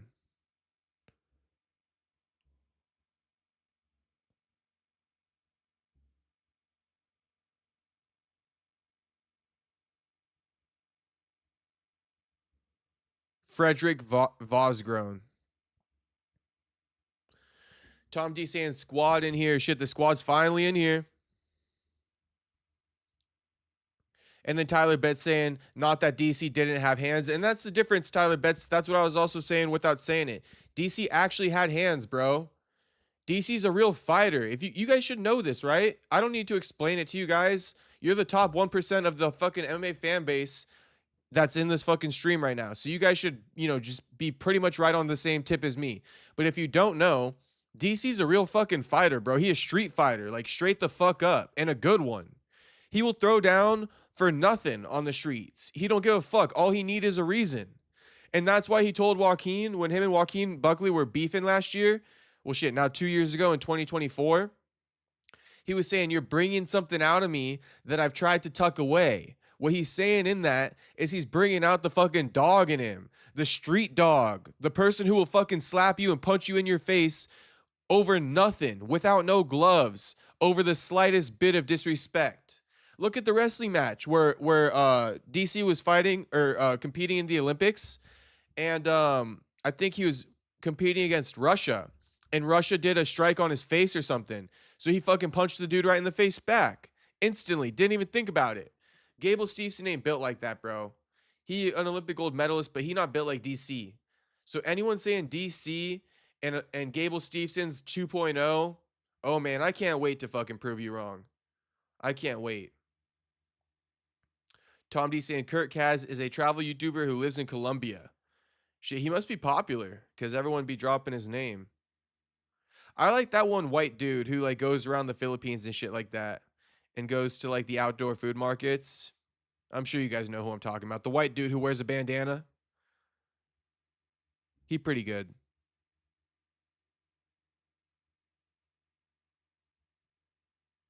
Yeah, Tom D. He said you're bringing out Daniel from Lafayette. Exactly, Tom D. You guys know. You guys know. You're helping me make my point. He told Joaquin, don't bring out Daniel from Lafayette now. Do not bring out Lafayette Daniel, or else we might fucking start fighting. Ricky says Gable Steveson is a bum. DC would wipe the floor with him. Thank you. Thank you. Someone send the stream link to DC right now. This turning into a fucking DC appreciation stream. And rightfully so. DC's a GOAT. I'm glad that people respect DC. He may not have ever beat John Jones, but fuck it. You can't win them all. And DC always showed up and fucking fought. One of the best fights of all time, in my opinion, is DC versus Alexander Gustafsson. I mean, what a war. What a war.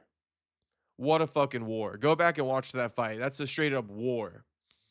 I mean, DC versus Gust, Nate Diaz versus Conor McGregor 2. These are some of my favorite fights ever, bro. Ever.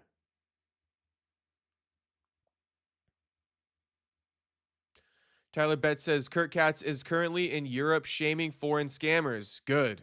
Good. Someone needs to do it.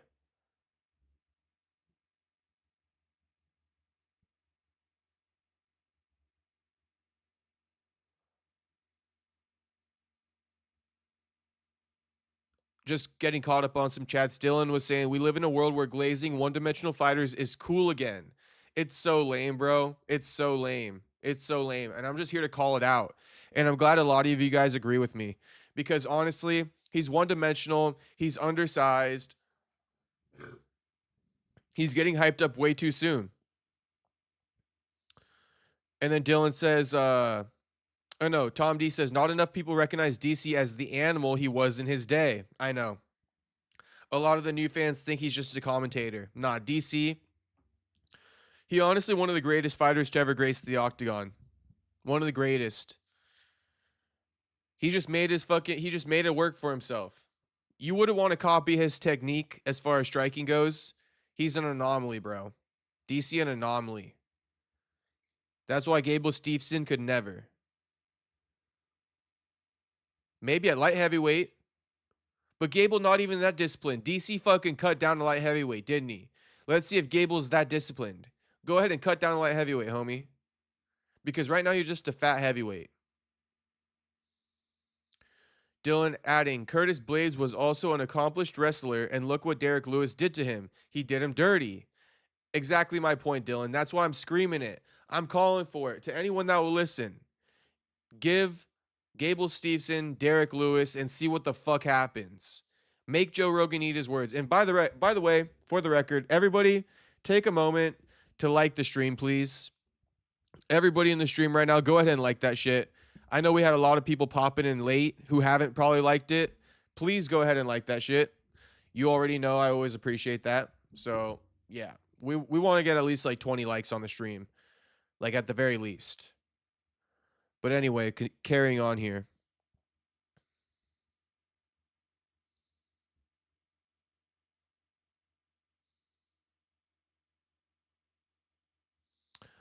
Oh, Tyler saying, when you said the Hill German vibe, I thought of Kurt.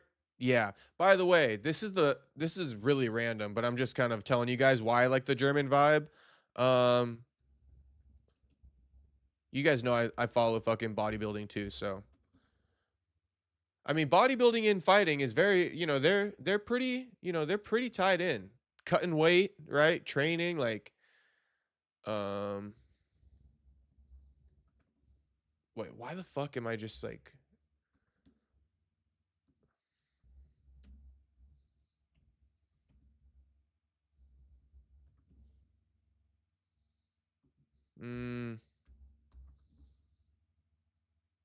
Yours. This guy Yours, he's pretty dope. I just like these German guys' personalities sometimes. I think, you know how like foreigners, they like Americans' personalities? I think I fuck with the Germans' personalities. This guy Yours. You guys can check out Yours on your own time. But he got a YouTube channel. If you guys want to learn about fitness and shit like that, this dude Yours. He pretty good to listen to. He pretty shredded too. I know some of you boys are thinking this is Diddy right now, but shit. Being a UFC fan is Diddy, so this ain't nothing different. Yeah, Yuris Kalensky. He's a German bodybuilder. I fuck with him. And I fuck with Vosgroen as well. Frederick Vosgroen. So we're going to look to get a Frederick Vosgroen interview.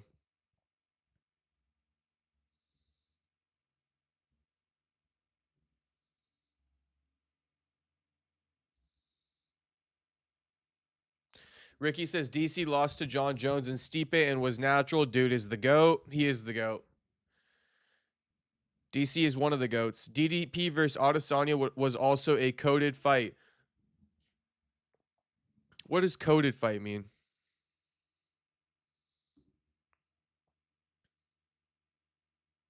Tyler Betts says Gable jumping those dirty boxing ropes is more athletic than anything DC has ever done. I mean, yeah, or I don't... How about that video of DC doing the backflips from sitting down?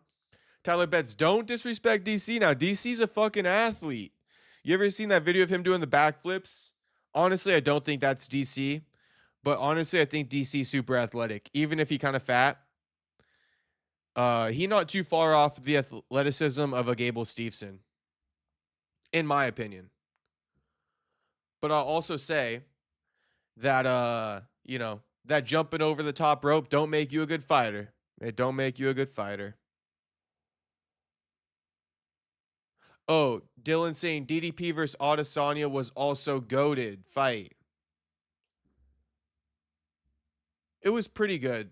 it didn't really pull on my heartstrings that much, Dylan. Maybe I, didn't appreciate it. But it was a good fight.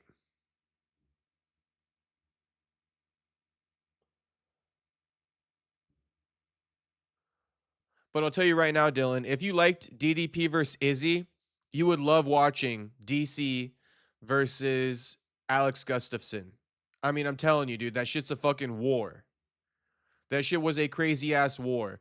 Gustafsson was beating the fuck out of DC, but DC was coming back every round and beating his ass back with that fucking clinch, bro. Just clinching him up, dirty boxing his ass.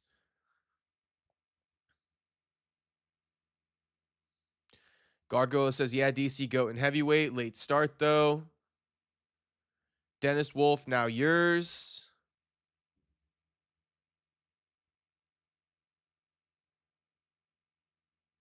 Okay, so Tyler Betts goes, DC towel scandal. And then he goes, LOL, I'm just playing. I'm not hyped on Stevenson. DC is a GOAT. I lived in Lafayette and got pics with him at the Vegas airport. But he's def GOAT potential, and so does Bo Nickal still. Oh, but he def got potential, and so does Bo Nickal still. And this is why I always get painted as the bad guy. And I'm glad Tyler Betts said what he said, because he's not wrong, right? Tyler Betts saying Gable Steveson has definitely got potential, and so does Bo Nickal. Yes, Gable Steveson has definitely got potential.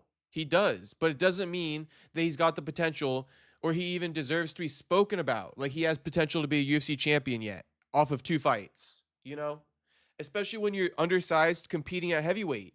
You're undersized competing at heavyweight. Bo Nickal, just slightly, not he's well sized for middleweight. But imagine if Bo Nickal was undersized at middleweight. It would have been a different story. Even this Bo Nickal comparison, not even talking about Tyler, but I'm saying if people want to compare Bo Nickal and his rise to Gable Steveson, I would just say tread more careful with Gable Steveson because he's an undersized fucking heavyweight. He just is. So get ready. He's going to be facing fucking 7-foot tall dudes. Get ready. What's his name? Bo Nickal was never going to deal with that. But let me get back to the point. Because Tyler Betts says Gable's definitely got potential. He does have potential. And it just sucks that everyone wants to glaze him so early because it could get misconstrued that I'm saying Gable Steveson don't got potential. And yeah, I might be fucking talking in hyperboles and exaggerating from time to time, saying he'll never this. But yeah, right now, he never would become a champion right now. So yeah, I'm over exaggerating a little bit. Maybe he could become a champion, but let's see first. Let's see if he could get past a Derek Lewis before we even talk about it, and then maybe I'll change my tune. Maybe I'll change my tune if he can beat a guy like Derek Lewis. Maybe I'll change my tune if he wins a belt in an organization before he goes to the UFC. You feel me? Maybe I'll change my tune if he beats some other accomplished strikers who are bigger than him, where he proves he can get past the size and the reach. Maybe I'll sing a different tune then, but now I gotta fucking turn it all the way up to 1,000 because Joe Rogan's calling him a top 5 heavyweight right now. Joe Rogan thinks he's better than Derek Lewis, Pavlovich, Spivak, and I ain't buying it. He undersized, he couldn't beat them. Doesn't mean he could never beat them, but right now he can't fucking beat them. Tyler Betts says, what if he cut to light heavyweight? I think he could be champ. I think Gable Steveson got a way better chance at light heavyweight, and it also shows a little bit more dedication to the sport. Tyler Betts, that's what I would say. I think it shows a little bit more dedication to the sport. You really about this, Gable? You really want to sell your soul to fighting? You really aren't just here grifting? Because why isn't Gable a grifter? Why isn't Gable a grifter? He goes from the fucking Olympic wrestling, goes to the NFL, goes to the WWE. Both don't work out for him. They didn't like him in both of them. NFL, he got cut. WWE, they cut him too. They got over him. Then he goes back to NCAA wrestling, loses. Okay, now he decides to pick up MMA. Also does fucking dirty boxing in the meantime. Like, is this dude not a combat sports grifter? He's fucking in his early 20s and he's grifting all over the place. Not even, football's a combat sport, but football, wrestling, WWE, dirty boxing, and MMA. I mean, please, dude, this guy's a grifter.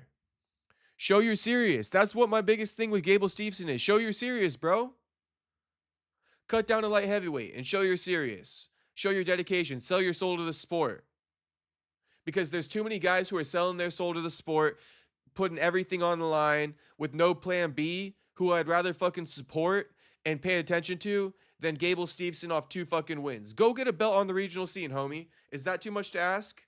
Go get a belt on the regional scene. We're not doing that anymore. Just because Bo Nickel didn't do it doesn't mean this guy doesn't have to. In fact, this guy should. Why? Because he undersized as fuck for heavyweight, and he got more proving to do. That's my Gable Steveson rant, though.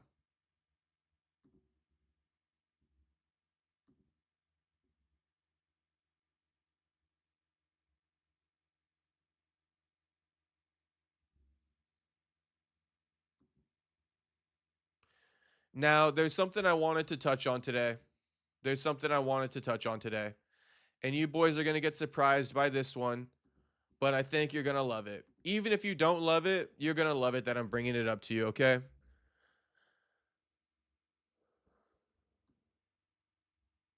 So just stick with me for a second here.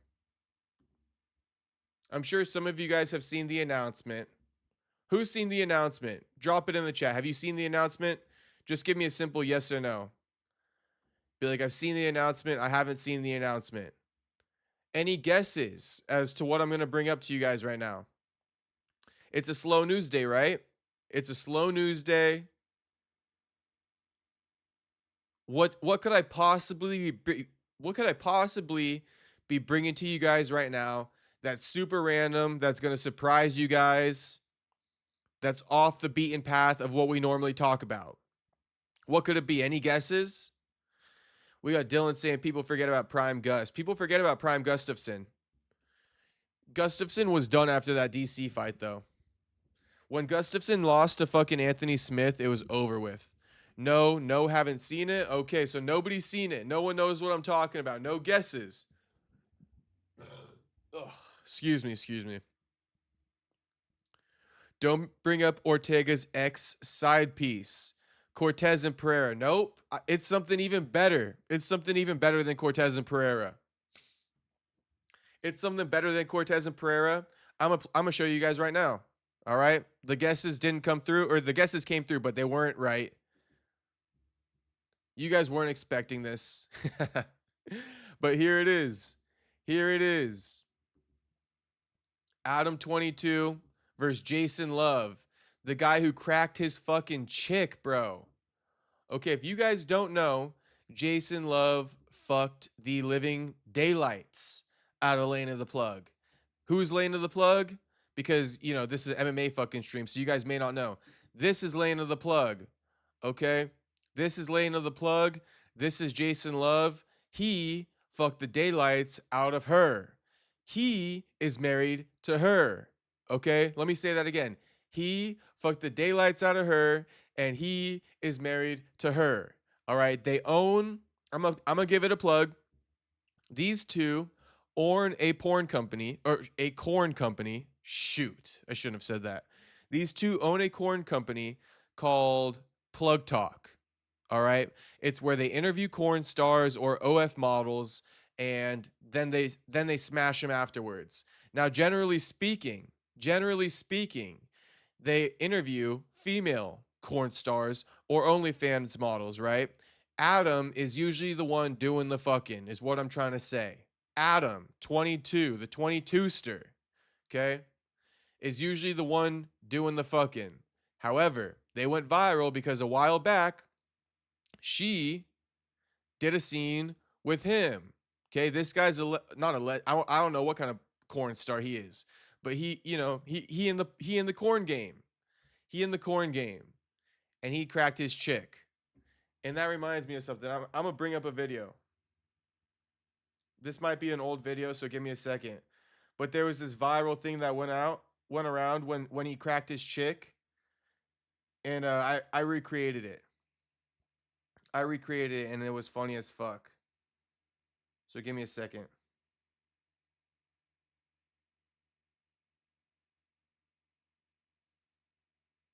Ah, here it is. Here it is.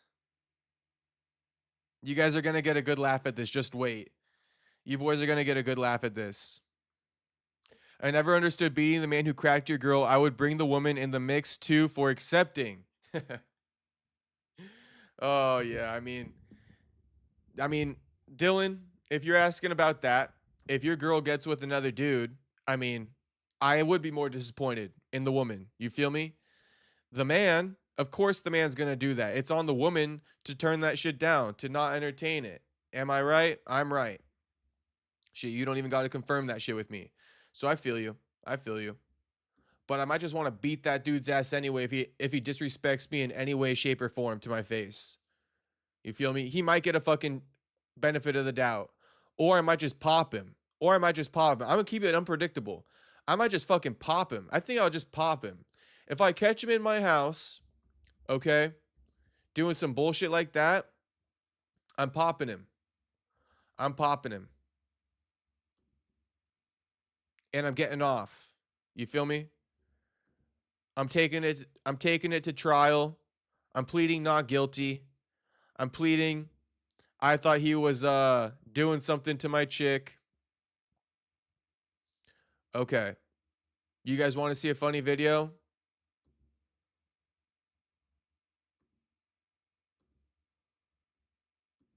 Now we just getting in the weeds.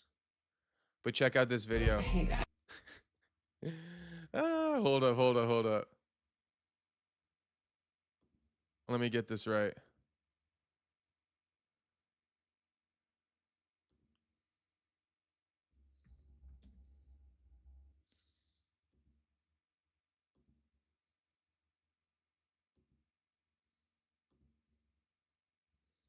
You're like, what's this man getting into? What's this man gonna do? Actually, first off, I need to show you something else. First. Okay, you need the context. So what will I do? I will give you the context. Lena, the plug, Jason, Love.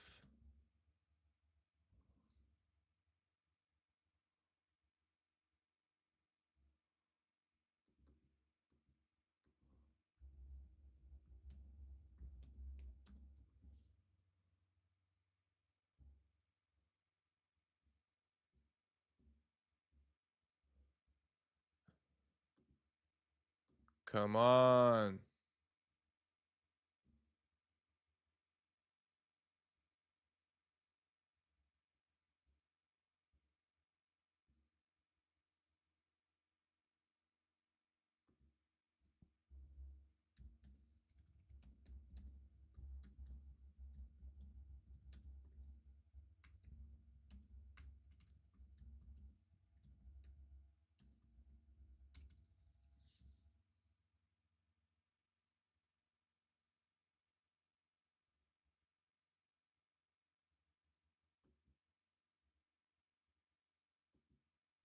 No.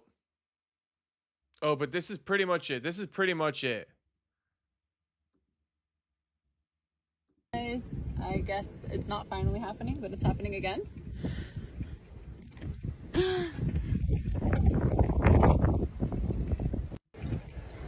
Guess who I'm shooting with today, guys? I guess it's not finally happening, but it's happening again. Okay, so I recreated the video. Yes, me, your boy. Recreated the video because it was trending so much. It was trending so much that I had to recreate it. You boys ready for it? Hey guys, guess who I'm shooting with today? It's finally happening. Wow, I did not know you were gonna do that. One more time. Guess who I'm shooting with today? It's finally happening. Wow, I did not know you were gonna do that. Wow, did not know you were gonna do that. You boys didn't expect me to come out from behind that door, did you? Hey guys, guess who I'm shooting I'm the with last today? person you boys should have expected. It's finally happening. Wow, not know you were gonna do that. That's too good, isn't it? That's too good. That's how viral this was. So now that you guys know the context, of everything, yes, he is now fighting him because he smashed her. And if you guys don't know, I mean, he allowed it to happen. Clearly, he's okay with it. He knew about it. He still gets roasted on the internet till this day about it. But yeah, shout out to Adam22, shout out to Jason Luv, shout out to Lane of the Plug. Shout out to all them. Yo. Shit, you boys can rewind that all you want. But I had to show you. This is a huge fight, it is. It's a huge fight. Shit, RPG didn't leave. RPG said, I thought Buck was here too, live. I'm out then. All you boys dying.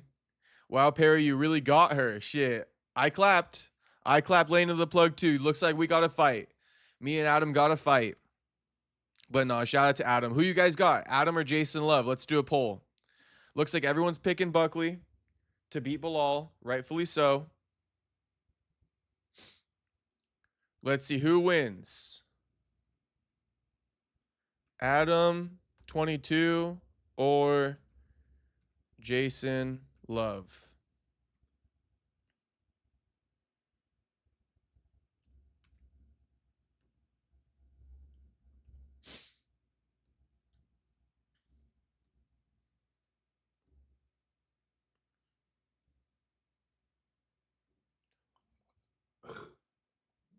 No, it's probably a whole card.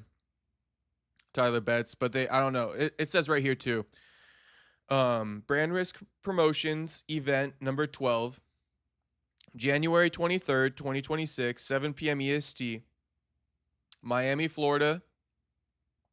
Main event announcement, full lineup dropping this week. Bro, I'm fucking burping right now. Shit, Dylan wants to know why my abs look fake like Bruce Buffer. That's too good. Hey, Jew, I just showed something. Jew, you missed it. I'm gonna pull it up again just for Jew. Jew, so you see, right? Adam22 versus Jason Luv announced. You popped in at the right time. So I showed the boys a little bit of recreation. I remade a viral TikTok. You should know it. Jew. You should be very familiar with this TikTok. Hey guys, And speaking of it, Dylan speaking about my abs looking like Bruce Buffer. Shit. I told you, homie. I be hitting the gym all the time. 1 second, Jew. You're going to love this. You're absolutely going to love this. Sorry, boys. We already showed it once, but Jew's in the chat now. We got to show it again. This for real? Yeah, it's for real. Adam versus Jason Luv is for real. All right, Jew. Peep it. You know the video. You know when she announced it with Jason Luv and he came walking out of the fucking video. Here it is again. that's what I'm shooting with today. It's finally happening. Wow, not know you were gonna do that. Hey guys, She ain't know I was gonna do that. She ain't know it. It's finally happening. She ain't know I was about to do that. Wow, not know you were gonna do that. It's too good. Shit, I still had abs when I was bulking there. Perry hotter than both, low key. Shit, my man Owen. One more. That's what I'm shooting One with more. today. What LOL says Jew. It's finally happening. Wow, not know you were gonna do that. She ain't know I was about to do that. She ain't know it. She wasn't ready for that. Shit, when I saw people recreating that reel, I was like, I gotta get on that trend. Castro also did himself dirty. No way I would crack that. Oh man, you know everybody likes Lena, and I'm not a big fan of Lena. If I'm keeping it real, you guys know I don't fucking hide it from you. If there's a baddie, I'll tell you she a baddie. Lena, she not a baddie in my book. Call me crazy, but like she not a baddie at all. She not a baddie at all. All right, that was just for you, Jew. I had to show you guys that again, and it appears Space Kid missed it. So Space Kid fucking dying at it too with the LMAO. My man Space Kid, I got you. I got you, boys. I got the fucking comedy. I got the comedy. I fucking filmed that last year and I sent that to my boys. They were dying too. Oh, Gargoyle says whoever's sober is going to win. You know, I think Jason Luv going to win. He going to do Adam dirty ×2. He definitely doing Adam dirty ×2. Unless Jason Luv got some type of disability, like physically, he should take that dub over Adam. He should definitely take that dub over Adam.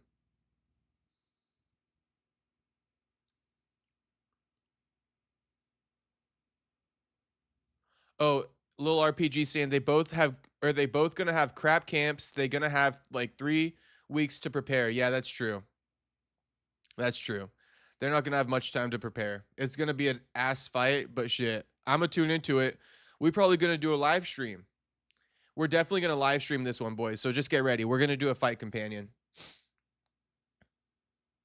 Little RPG saying I don't think Adam has hands at all. Yeah, I think Jason Luv got it. I mean, I bet you Adam got a little bit of hands because he used to do BMXing and he used to get in fights. That's what he claims. You know, sometimes skaters got hands because they be fighting. I think BMX the same type of thing. That's why I'm using that as an example. But with that being said, Jason Luv, he should be able to take Adam. He got to be able to take Adam. And this is going to be humiliating for Adam. Because if Adam can't fucking beat the dude's ass who he let smash his chick, I mean, KYS. KYS. I ain't even going to say it.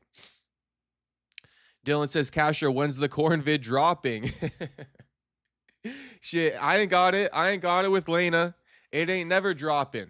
It ain't never dropping. But that was good, wasn't it? That was good. Hey, shout out Coy Leray, by the way. Shout out Coy Leray. Shout out Coy Leray.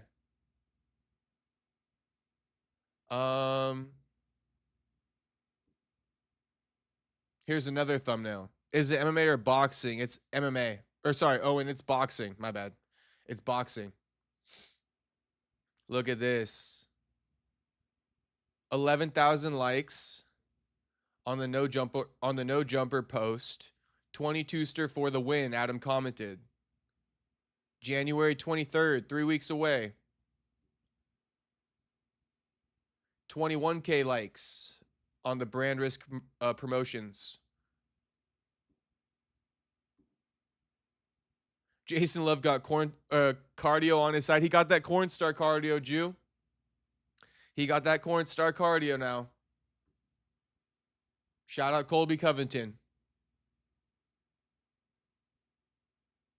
That's at least one of the good one-liners Colby had. Corn star cardio. Shit, if you know, you know. It's important. Every man should have some of that corn star cardio just fucking built up, ready to go. You feel me? You feel me.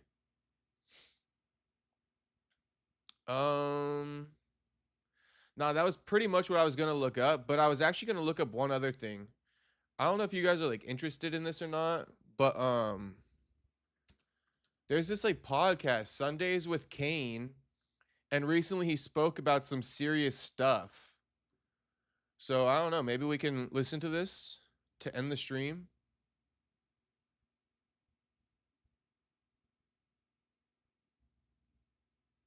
Oh, it's all written.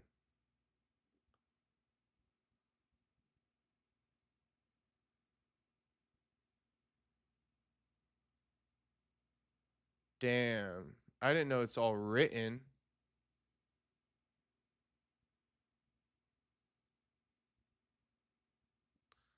That kind of sucks it's all written.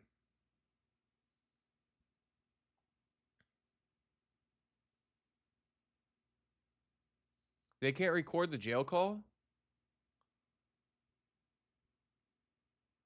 All right. I was going to play this. It's like some Sundays with Kane. He's been doing these interviews every Sunday. And this guy's been posting it all. So he talks about, you know, his time in prison.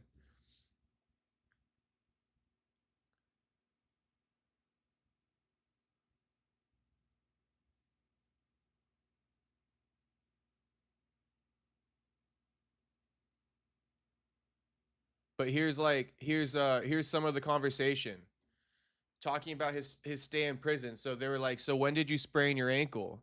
And he was, you know, he's playing football in some football league in prison. And he said, "In the fourth quarter, I was running, someone pushed me and I stepped in a low spot with my heel. I felt a lot of pressure in my ankle. I think it's a bone bruise or something." Then the interviewer asks, "Did you put in a medical form and get it checked out?" Kane responds, "Yeah, I went and got it x-rayed. I wanted to go through the whole process, experience what prison medical has to offer. That's brave. Just don't let them try to fix anything. One time they sent a guy out for knee surgery and they operated on the wrong knee. Damn, that's disgusting." Then interviewer asks, "Let's talk about the game. How was winning the Super Bowl for you?" Kane says, "I loved it. On defense, I was double teamed the whole game by a guy named Tongi, 285 pounds, and Corey, 275 pounds. So did they shut you down?" He says, "I was able to get one sack and I didn't get any penalties." And then they added a little side note saying, "What the readers may not know is that Kane was the most penalized player in the whole league this season." So Kane be show your vid with Lena one more time, brother. Just rewind it, homie. Just rewind it. Just rewind it. I already showed it twice. Just rewind it, homie. Culture rep, just rewind it. But much love. I thought you boys were going to enjoy that. It was so nice I had to show it twice. But shit, I can't show it a third time. But I'm glad you like that shit. It's also proof that I gotta be one of the top comedians in MMA media. Okay, I don't give a fuck. That's what I'm coming for. I'm coming for the fucking crown. The top comedian in MMA media. No one's fucking got it better than me. Okay? Shit. Who the fuck be making shit like that?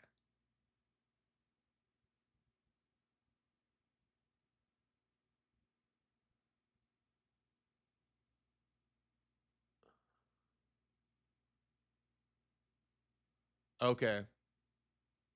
So that's pretty much it. I don't want to keep reading all this stuff. But if you guys want to check it out, it's on rollandrumble.com. Sundays with Kane. Move out the way, Nina. Shit, yeah, definitely move out the way, Nina. Tracy Cortez is here. Tracy Cortez has arrived, and she coming for everything Nina worked for. That's a damn fact. Should we scroll through X?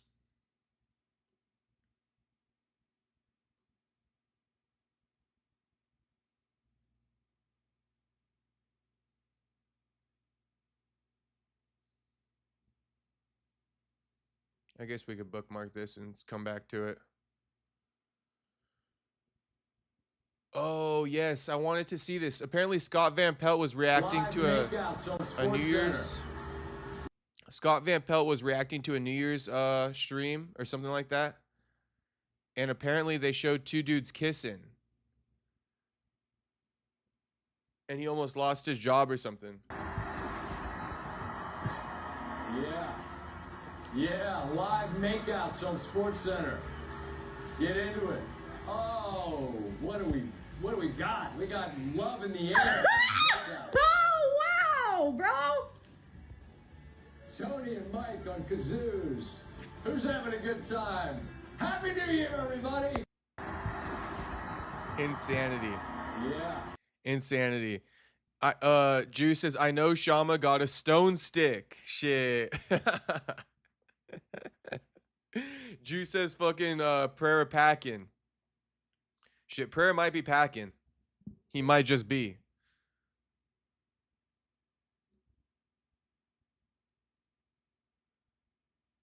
He might be packing that horse cock, you feel me? Space Kid says this same shit happened in 2025. Oh, you're talking about these dudes kissing? Yeah. I don't know why they show like stuff like that, like dudes kissing. It's super lame. Like, dude, we don't need to see it. I was watching this Demi Lovato documentary on Hulu because it was like her interviewing child stars and speaking about the issues they deal with, not on some PDF file shit, just on some normal shit. Like parents stealing money from them and stuff like that. But anyway, Demi Lovato, like at the end of the fucking thing, she was posting like, I don't know what the context was, but there was just this montage of people celebrating and it was dudes kissing. It was dudes kissing.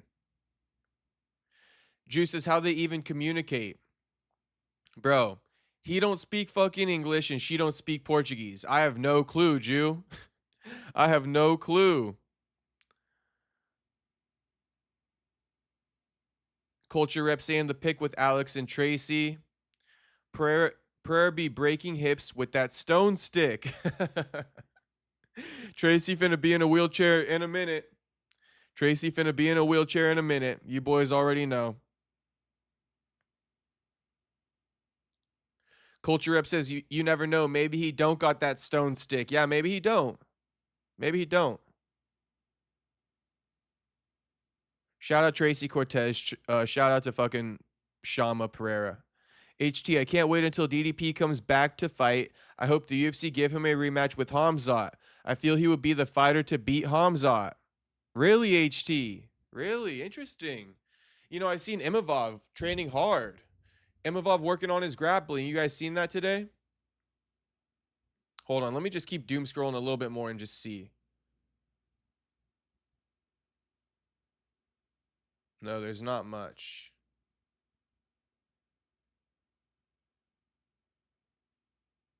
No, there's not much.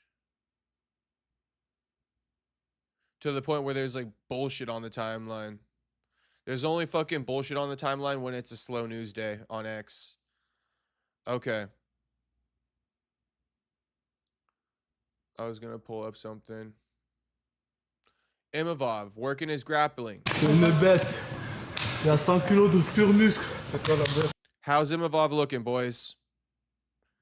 Imavov training for the Hamzat fight. HT just brought it up saying DDP is going to be the guy to beat Hamzat. So speaking of, you know, beating Hamzat, this is Hamzat's next opponent, Nasruddin Imavov. How he looking? Jew says, Pereira just says Shama and she gives it up. Jew, he fucking, even less. He probably just grunts. He probably gives her a, and she knows exactly what time it is. He just hits her with the, and he knows what time it is.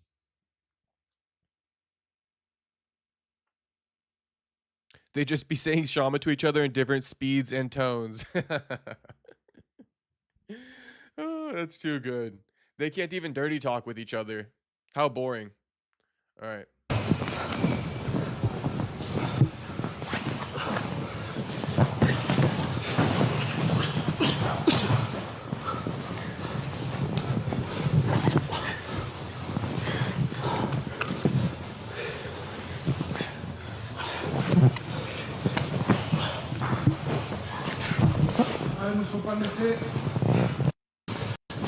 C'est une bête. C'est une bête. Il y a 100 kilos de pur muscle. C'est quoi la bête? And there's one other video of Nasruddin training. We should just pull that up too, shall we? Shouldn't we?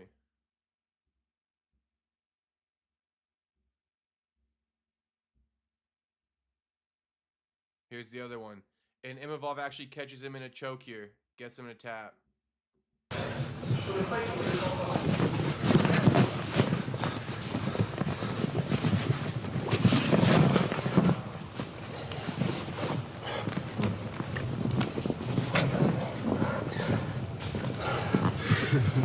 Bâcliner déjà avec moi. Hein?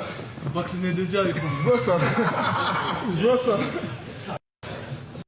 So, I mean, Imavov brought in some dude to his camp, or I don't know if it's his normal training partner, but yeah. Imavov looking good. He got a guillotine there. Did he get a sub here? I was almost not paying attention. C'est une bête. C'est une bête. No sub. Yeah, no sub.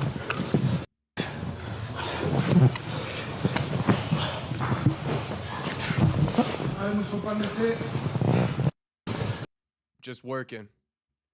Just working. Working off bottom too, which is nice to see. You know, he should be working some top game too, but really polish up that bottom game so you can fucking get up and give us the fight we're looking for. Culture Rap saying his comment earlier was kind of zesty, potentially, or he was saying something I said was zesty. Either way, it's all good. Lil RPG says Hamza is a different beast. This is nothing. Yeah, I mean, I don't know. I do think Imavov is going to give Hamza a tough fight, though. I mean, I'm kind of hoping. I'm hoping so. We shall see. But I'm going to say it. You know, I think this is one of those fights where actually Imavov is definitely better on the feet than Hamzat. Like, definitely better on the feet than Hamzat. And I think Hamzat definitely better on the ground than Imavov. So if the fight continues on the feet for the whole 25 minutes, I believe Imavov would win that. And I think if the fight's on the ground for 25 minutes, Hamzat going to win that. So that's why I think it's a tough fight for Hamzat. Because Imavov is outstriking him twice on Sunday.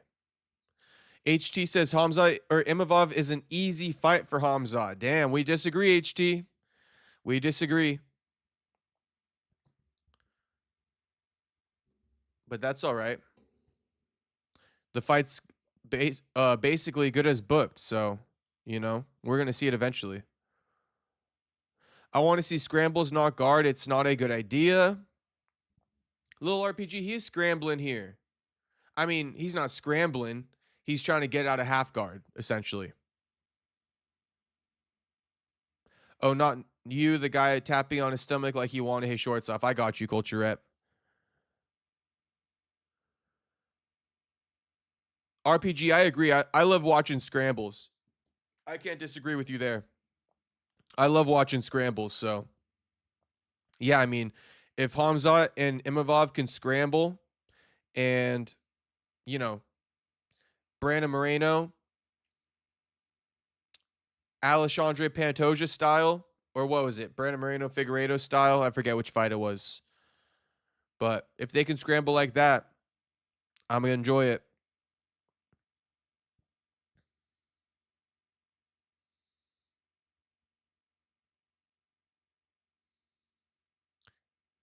Dylan says Imavov got the best boxing at 185, so if Hamzat fails takedowns and they are in the close range, Hamzat is in trouble. No, I agree, Dylan. I agree with that one. That's why I think it's a tough fight for Hamzat. You feel me? Because Hamzat got to get it on the floor. I don't think we could have said the same about DDP versus Hamzat. DDP wasn't a light years better of a striker. Light years levels above Hamzat. Shit. I'm getting tired, boys. We finna end the stream soon. But what I'm trying to say is that DDP, his striking level, wasn't light years ahead of Hamzat.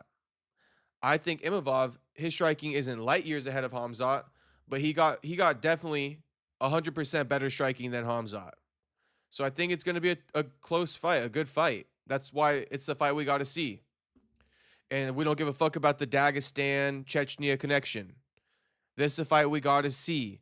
Also, Imavov is young. You guys know this, right? Imavov is young, bro. He in his 20s still. So he got the youth. He got the size on Hamzat. Soda Pop. What's poppin', Soda Pop? We just breaking down Hamzat versus Nasruddin Imavov. We're reacting to some of Imavov's training in preparation for the fight. But yeah, Imavov, 29 years old, boys. 29 years old. 6'3", 75-inch reach. Okay, 29, 6'3", 75-inch reach. We already agreed he got the better striking. 31, 6'2", 75-inch reach. Okay. So this will be a tough fight for Hamzat. Maybe Hamzat will make it look easy, but I think it might be Hamzat's toughest opponent to date. Who else has Hamzat beat that's tougher than Imavov?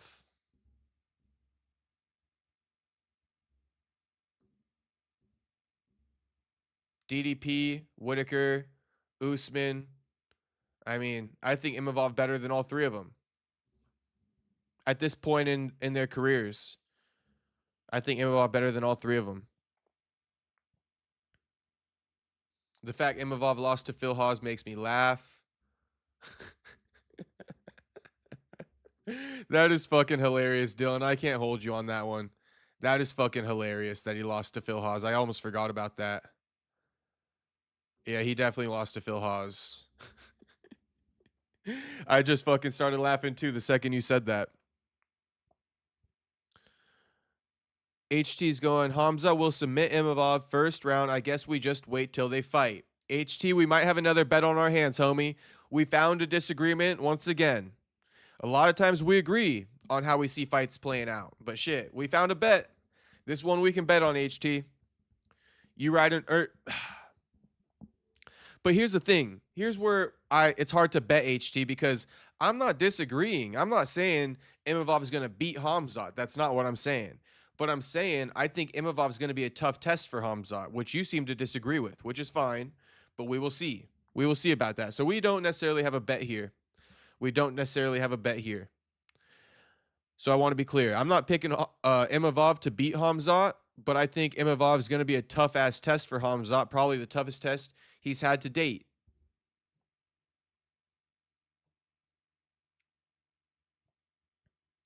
Soda Pop says, Imavov versus Buck is one of my favorite fights. It's the fight that told me Buck would be champ. The heart and grit he displayed in that scrap, man. Shit, you right, Soda Pop, you right. You right, and that's why I think Buck has a lot of confidence, too, because he did what he did against Imavov, and he came back to win that third round. So, talking about a fight against Shavkat and shit like that, Joaquin, he got that confidence. Like I've been said in the past, Joaquin fought Shavkat on steroids in Nasruddin Imavov. He beat him in the third round. He's done nothing but improve since then. And he walks through Shavkat. He walks through a lot of guys. This dude's the titled challenger at 185 right now, Imavov. Okay? Even though Joaquin lost to Imavov, that loss is aging like fine wine. That's what fighters want. The guys that they lose to, they want them to do great because it just shows that I didn't lose to a bum, right? So Joaquin hasn't lost to, bums necessarily. Maybe earlier in his career, some of those losses are questionable. But as of late, his most recent wins are to Imavov and Usman. Those dudes ain't bums.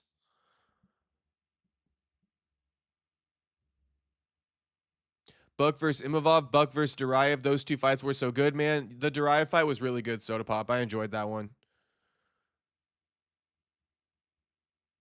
Who would be the next challenger after Imavov? Culture Rep is asking. That's a good question. Let's look at the UFC rankings. Oh, I mean, I pretty much got the answer for you, though. It'll probably be the winner of Strickland versus Fluffy. Winner of Strickland versus Fluffy.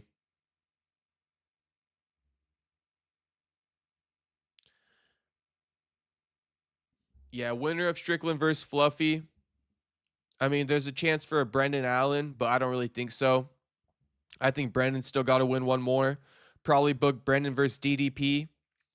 Brendan versus Izzy. And the winner of Strickland versus Fluffy gets the next middleweight title shot.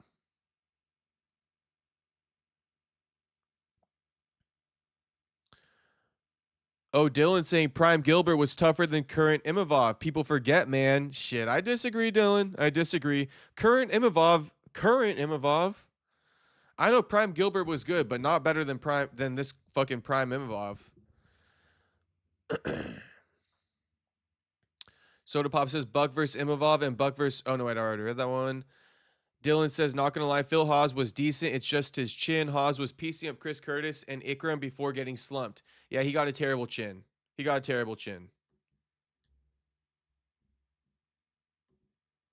Phil Haas, he's your guy, Dylan. Phil Haas is the type of guy to be like a gym champion, a gym warrior, right? He never loses in the gym.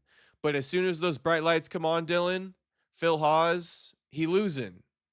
And the bigger the magnitude, the quicker he losing, the quicker he fading. You know, Phil Haas, your classic example of a mental midget. And I don't mean that disrespectfully, but I'm just speaking bluntly, you know? That's why they say, yeah, he's good in the gym, but how can he perform under those bright lights? That's what matters. And Phil Haas, he proven time and time and time again, he cannot perform when people are watching under those bright lights. He crumbles. But yeah, I mean, Phil Haas, like I'm also saying in that Phil Haas is really good. His only problem is mentally, he crumbles. He doesn't show up to these fights. You know, the pressure gets to him. It's not a skill issue with Phil Haas. It's a fucking dealing with pressure issue. But shit, he not even in the UFC anymore. So, peace out, Phil Haas. HT saying Hamza will submit Imavov the same way he submitted Holland. Damn. All right, HT. No striking required.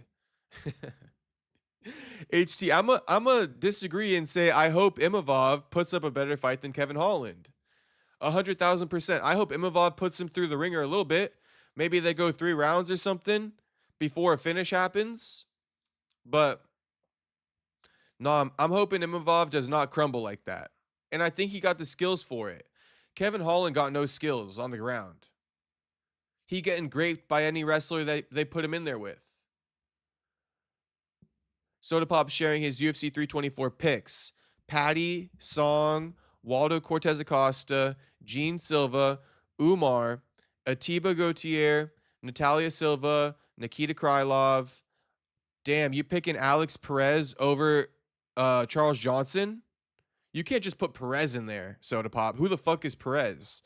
But what is that? Alexander Hernandez too? I mean, bro, there's multiple Hernandezes in the UFC, and I don't have the fucking 324 card in front of me right now. But you must be talking Alexander Hernandez, and then Freeman, Smotherman, and Miller. Okay, there we go. Screenshot Soda Pop's fucking picks, boys, if you want some bets. But Patty, Song, Waldo, Gene Silva, Umar, Atiba, Natalia, Nikita Krylov, Perez, Hernandez, Freeman, Smotherman, and Miller. I don't have a pick for the women's co-main. Shit, we not worried about that one. But like I said before, I'm using all my manifestation powers to get Amanda Nunes that win. You know, Kayla Harrison, I just don't ride with it. I just don't ride with it. Nothing about her I fuck with. I'm sorry, Kayla. Call me a hater. It's fine. I'll own it and accept it.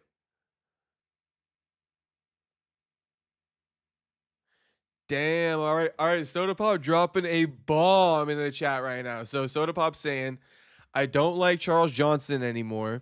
I know you like him, and Buck is really good friends with him, but I'm just being real. You know what, Soda Pop? Like I always say, I appreciate the real more than anything, so I can always respect the real. My thing is, why don't you fuck with Charles Johnson anymore? Like, why don't you like him? I'm dying to know. I'm dying to know, Soda Pop. Oh, I'm dying to know, homie. Oh. Oh, gosh. Soda Pop says, I don't like the guy's ego, his hypocrisy, and constant complaints. I used to really like him, but the way he acts on Twitter rubs me wrong. Damn, Soda Pop, you're going to fucking pull it out of me. I'm going to just say what I've said in the past, and I think you're going to hear what I'm trying to tell you, Soda Pop. I brought up in the past how Charles Johnson, on cue, every time there's a post about Joshua Van, I see Charles Johnson commenting underneath it.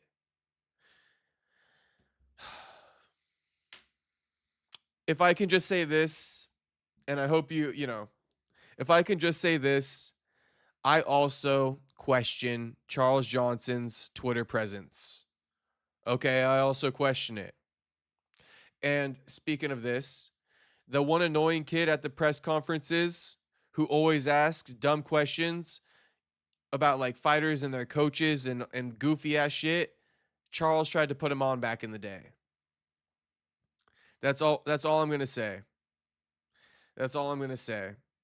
Soda Pop says he's probably really cool in person, but man, his social media game is horrible. It always irks me. Nah, I'm not going to say you're wrong, Soda Pop. I'm not going to say you're wrong, right? I mean, shit. Speaking about respecting honesty, keeping it real, I'm going to keep it real too, you know? His Twitter presence irks me, homie. There, I said it. I said it. All right. I said it. I said it. Lil RPG says, I want to see him and Van run it back. Oh, and Soda Pop, if you didn't know who I was referring to when I said that kid who asks annoying questions at the press conferences, they don't really ever show his face, but you can hear his voice. He's the guy who asked Joshua Van after he won the title if he would ever run it back with Charles Johnson at the post-fight presser. That's the dude that Charles tried to put on like about a year ago or something like that with his little media outlet that he was trying to create. And that rubs me the wrong way. That irks me. The fact that he tried to put on this little weasel. Not that he should have put me on. That's not what I'm saying. Definitely not what I'm saying. I'm putting myself on. But I'm just saying, you putting on a weasel like that is crazy. Like, that dude stays stinking up the press conferences. You feel me? Shit, I'm going to get off this Charles Johnson tip, though. Something tells me he's going to pop in the stream while I'm fucking speaking about him. So... Somebody's probably sending the link to Charles Johnson as we speak. All right. Someone's probably sending the link to Charles Johnson as we speak. Luckily in St. Louis, it's like 2:41 a.m. So I think we chilling. But Charles Johnson probably definitely going to see this. Someone's going to send him the timestamp. I know it.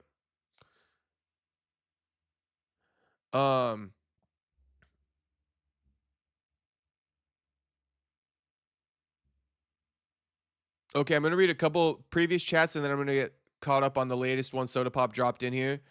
But HT says Strickland has a better chance than Imavov of beating Hamza. Okay, HT. Okay. No, I mean, shit. I respect Strickland. My only question with Strickland is his fucking wrestling. Can he stop takedowns from Hamza? Because DDP was taking his ass down. Soda Pop says, I think if you put Phil Haas and Hamza in a street scrap, Phil Haas sleeps Hamza, being 1,000% serious. Well, shit, Soda Pop, because that would clear up Phil Haas' biggest problem. Like I said, it's not a skill problem with Phil Haas. It's a performance showing up under those bright lights problem when people are watching. So, yeah, in a street scrap where no one's watching, not to say I agree with you that he sleeps Hamza, because I really don't know. But knowing Phil Haas, yeah, I mean, a street fight against anyone, let alone Hamzat, he's going to do better in. Because like I say, when those bright lights hit, Phil Haas crumbles. So, Phil Haas is a great fighter outside of that. So, yeah, I see what you're saying, Soda Pop. I completely see what you're saying. Haas is a great wrestler, and Hamza isn't built for street scraps. Yeah. Hamzat's game definitely isn't like a street fighting, style. But, I think Hamza could hold his own in the streets. Something tells me. He might be taking his ass down. But, yeah. Okay, so let me get caught up on these chats because this is what we're talking about right now. But not last one, but before I get back on the Charles Johnson topic, Owen Mania's predictions for UFC 324. Drop your predictions in the chat, too. I'm loving it. Owen's predictions for UFC 324, Paddy Pimblett, Kayla Harrison. God damn you, Owen. You still have time to change your pick on that one. We rocking with Amanda Nunes, homie. But that's okay. You can pick whoever you want. Paddy Pimblett, Kayla Harrison, Sean O'Malley, Waldo Cortez Acosta, Gene Silva, Modestas Bukauskas, Umar Nurmagomedov, Atiba Gautier, Charles Johnson, Josh Hockett, Natalia Silva, Alexander Hernandez, Cameron Smotherman, and Miller. Who's Miller? Juliana Miller, Jim Miller. Okay. Soda Pop, back on the Charles Johnson topic. Soda Pop says, like I'm being for real, what has Charles Johnson done to be inserted in these title talks? LOL. I mean, If I'm gonna be Charles Johnson arguing with you, Soda Pop, he's gonna say something like, "I knocked out Kavanaugh, who Ilya co-signed as the future of the flyweight division, right? Didn't he do that? Ilya co-signed that loner Kavanaugh kid as the future of the flyweights, and then Charles went in and knocked him out. Then Charles is going to say, I got a knockout win over Joshua Van as well. To which you would respond, oh, wow, you slept Van on short notice. Van is chinny. I've said Van is chinny since day one. Sleeping the kid doesn't mean much. You didn't outskill the kid, if that makes sense. I hear you. I hear you, Soda Pop. I hear you. I hear you. What's your argument against the loner Kavanaugh knockout? Because that's what Charles Johnson also going to hit you with. He also going to hit you with that one.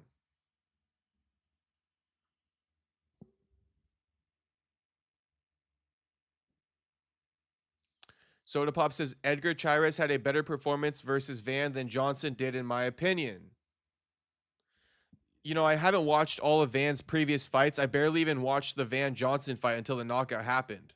So I couldn't comment, but I'm loving your takes, Soda Pop. I'm loving your takes. And, you know, Edgar Chairez is a beast now. Homie throws up the set every time he weighs in. So, like, a guy who throws up the set every time he weighs in, yeah, don't fuck with him. So I could see that. That was a straight hood fight right there. Edgar Chairez versus fucking Joshua Van. I'm going to watch some of these fights. I'm going to rewatch Charles versus Joshua. I'm going to rewatch Chairez versus Joshua too. Culture Rep says, I mean, he did beat Van. Why not run it back? It's not all that deep. It's also, I would say this, Culture Rep. I'm not belonging to any side here, but I'm just loving Soda Pop's take. Soda Pop got me fucking tapped in right now. But anyway, I'm not on any side, but I am on the side of this, because you're saying it's not that deep. It's not that deep, but it's also not that easy. Okay? You don't come off a loss, win one fight against Loner Kavanaugh, and then think you're back in talks for the title. So he got to win more. He got to win more.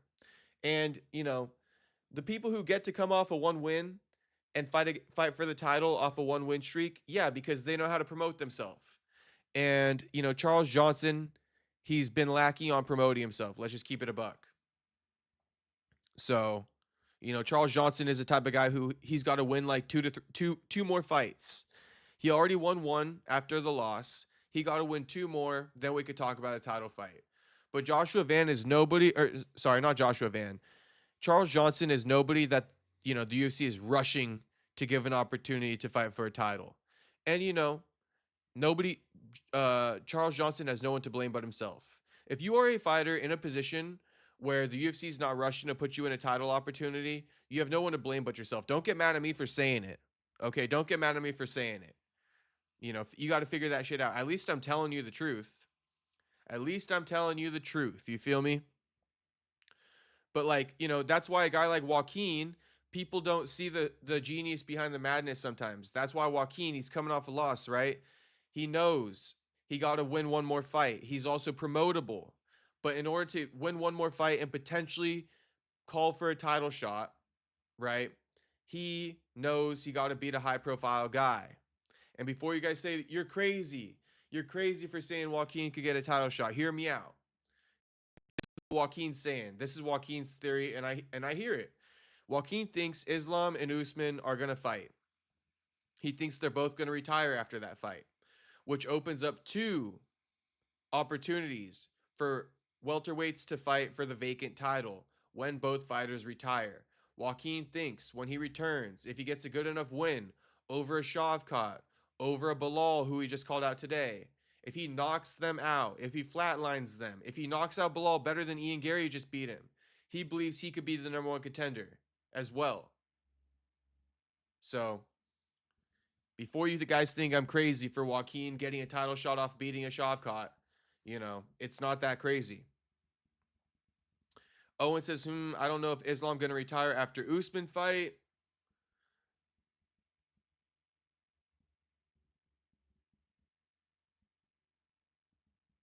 I just want you to imagine this scenario, Owen, because, you know, we don't know. We don't know, right? But if you want to know what I think when I hear about that, like Islam retiring after Usman fight, I kind of wonder, well, if Islam fights an Usman and he beats him, does Islam still want to do the song and dance with the UFC? Right? The song and dance of fighting the next man up, fighting more frequently than once every 6 months, because the UFC obviously wants him to do that moving forward. Does Islam still want to do the same old song and dance, or has he made his money? Has he achieved everything he wanted to achieve? Won 2 belts in 2 different divisions, defended both belts, right? Achieved pound for pound #1 status, beating a guy like Usman, the second best welterweight of all time. What more do you do after that? You just go back in line and you start fighting Michael Morales, Carlos Prates, Joaquin Buckley? Like, it sounds nice, but if you really think about Islam, right? I mean, you got to at least question it and be like, yeah, does he want to do that? Like I told you guys, pound for pound #1 status achieved. Win a belt in 2 divisions and defend both belts achieved, right? Beat Usman, the second best welterweight of all time, achieved. What more is there for Islam to do? Because if what I'm also saying, which I already said, is that Islam got to do the whole song and dance with the UFC if he wants to keep fighting for them. Does he want to do the whole song and dance, or is he his own boss at this point? And, you know, Ilya's getting to that point too. He might not be there yet, but Ilya's getting to that point too. Once fighters achieve a certain amount in the UFC, you know, there's no point in them going back and just fighting these no-name guys. And it's an indication of the guys too. If they're not creating enough value for Islam to want to come back and fight them, you know, that's an issue. That's an issue within the promotion in itself. Issue within itself that we don't even need to get into. I'm a bit tired, but if you got a question about it, I could probably answer it. Okay, Owen's saying, yeah, that's fair. He just hasn't really indicated he wants to retire. He hasn't indicated it. I can admit that too, Owen. I can admit he hasn't indicated he wants to retire. And when I first heard it from Joaquin, I'm going to be real with you, Owen. I always keep it real, right? When I first heard Joaquin say what he said about them both retiring afterwards, in my mind, I'm like, I don't know about that. Like you said, Owen, I'm like, I don't know if Islam is going to retire. He hasn't indicated it. But the more I think about it, I'm like, you know what? What more is there to do, though? What more is there to do? And why I keep saying he got to play ball with the UFC and keep doing that song and dance. Doing that song and dance ain't easy. That song and dance was basically what just happened. After he beat JDM, part of the song and dance was getting offered a fight in January against potentially Michael Morales and him turning it down. You feel me? Does he want to keep doing that song and dance after the Usman fight? What's the song and dance right now to get the Usman fight? The politicking, right? All the politicking that he's doing to get this Usman fight, campaigning for it, explaining why Usman's the more deserving fighter. Does he want to keep doing all this? I honestly don't know. I'm honestly doubtful. But yeah, Islam has not indicated it. Culture Rep saying, Buck been doing great promotion, working on his YouTube, posting hella vids on Instagram, and doing his podcast. Brother is grinding. Shit, Culture Rep. Culture Rep. I agree, homie. I agree. The 2 biggest stars at welterweight are Joaquin and Ian Gary. And honestly, if there's one person for Islam to return and fight, it's not Ian Gary like everyone wants to make it out to be. It's Joaquin. It's Joaquin. If there's one person for Islam to return and fight after beating an Usman, it's Joaquin. If Joaquin can get past a Shavkat. But, you know, time will tell. Time will tell. Time will tell.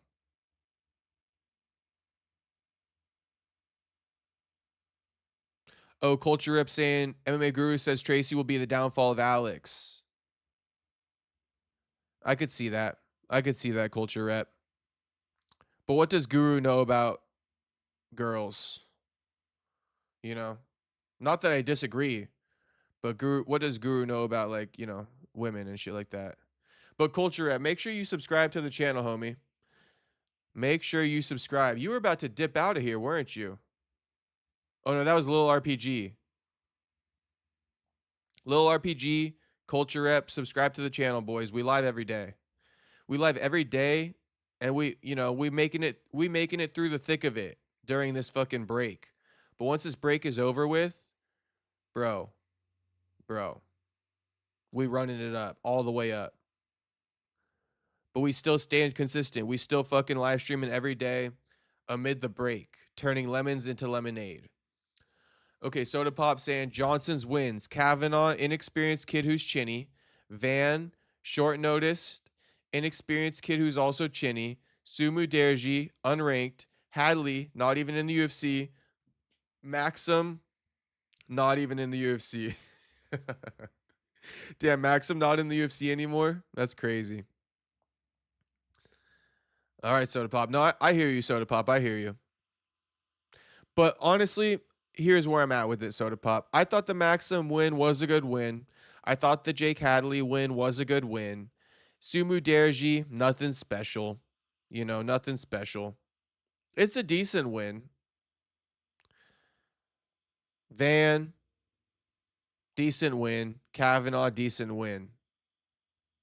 Here's my thing, Soda Pop. I wouldn't even go after Johnson's wins. I personally, we can disagree. It's all good. I personally think his wins are decent. I just think he has this entitlement about him on social media.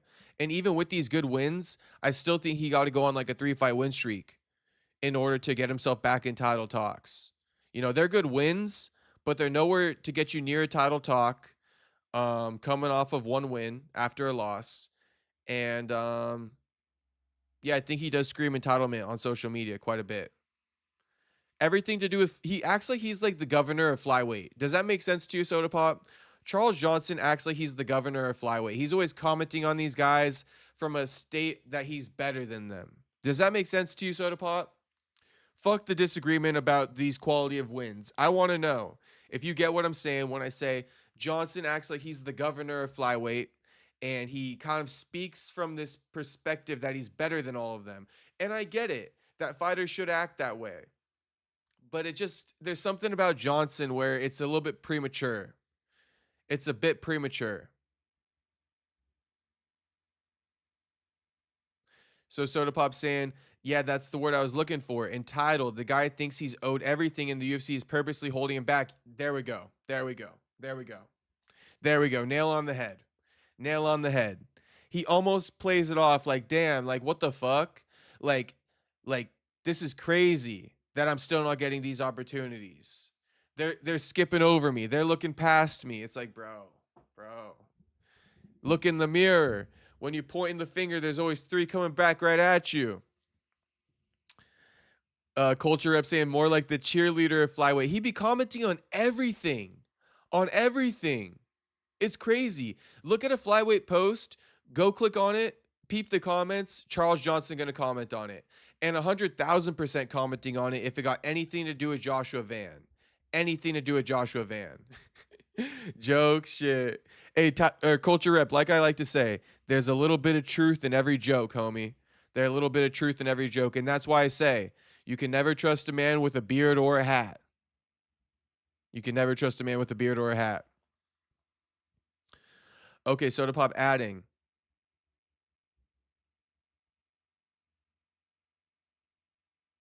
Okay, oh, wait, real quick. Owen saying, when is Buckley fighting next? He can promote all he wants. He needs to fight and prove himself. That Usman loss has devastated his stock.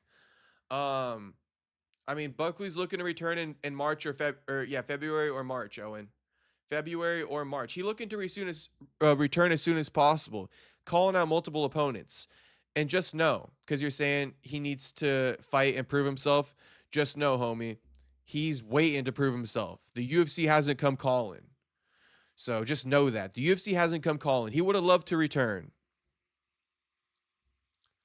Soda Pop, back to what Soda Pop's saying. If the UFC was trying to hold him back, they wouldn't have given him main card opportunities against Sumu Derji and chances against highly touted prospects. And now he's on the first card of Paramount. Yeah, the UFC is definitely not trying to hold him back. They've been giving him good opportunities. But then he spins it the wrong way and he looks at it like, oh, they're trying to get me beat. Right, Soda Pop? This is, I think, what Charles Johnson's issue is. When the UFC gives him good opportunities against highly touted prospects, he does the self-deprecation thing where he's like, oh, they're trying to get me beat. putting me up against undefeated guys. They're trying to get me beat. Oh, you tried to get me beat, but it didn't work. I beat him. And it's just, he got the wrong way of looking at things. That's all I could really say. You got me going off on a tangent now about Charles Johnson, and I'm just waiting for him to pop in the chat and be like, fuck you. Charles Johnson gonna pop in the chat and tell me fuck you for talking all this shit. I'm not talking shit. I call it constructive criticism. I call it constructive criticism. Soda Pop says, and now if he loses to Perez, he's going to give a bunch of excuses, and if he wins, he's going to call for a title shot, even though he beat Alex Perez. I know, homie. Because Charles Johnson thinks all he got to do is win a fight, and the UFC is going to do the rest. And it's not how the promotion works. It's not. But shit. You know, someone send this link to Charles Johnson, because even though it seems like we're hating, you know, this would help him. This would genuinely help him. We're giving him game right now, even if we're hating. Even if we're hating, we're giving him game. And shit, can the truth be considered disrespect? I don't know. In my opinion, the truth could never be considered disrespect. And if I got to hear a harsh-ass truth from someone else, that means I wasn't real enough with myself. It means I wasn't real enough with myself. If I got to hear this truth from someone else to come to the realization, shit, I wasn't hard enough on myself. I didn't look myself in the mirror enough. You feel me? And I look myself in the mirror all the time. I get constructive criticism on here. I take it. It's all good. But I actually don't get too much constructive criticism because I think I look myself in the mirror often and self-reflect and improve and change my ways. If I do something cringy, I'll change it. Because I be rewatching my streams. If I cringe, I'm like, fuck. Let me evaluate. Let me evaluate this. Is it worth changing? Should I not care about it? You know, there's a whole method to my madness. And I think Charles Johnson should get a method to his madness.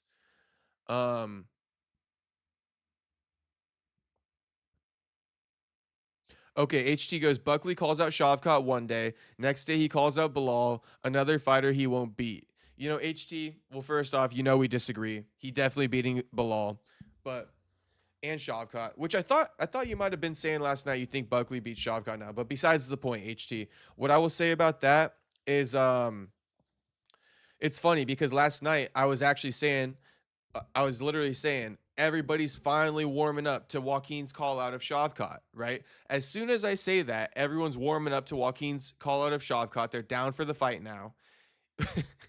Literally, the next day he calls out Belal. I was actually going to comment on his post and be like, bro, what was I going to say? I was going to comment on it and say something along the lines of like, just as everyone was starting to get on board with the Shavkat call out, you go out calling out Belal. I was going to write something like that, but I was like, fuck it, I'm going to leave it alone.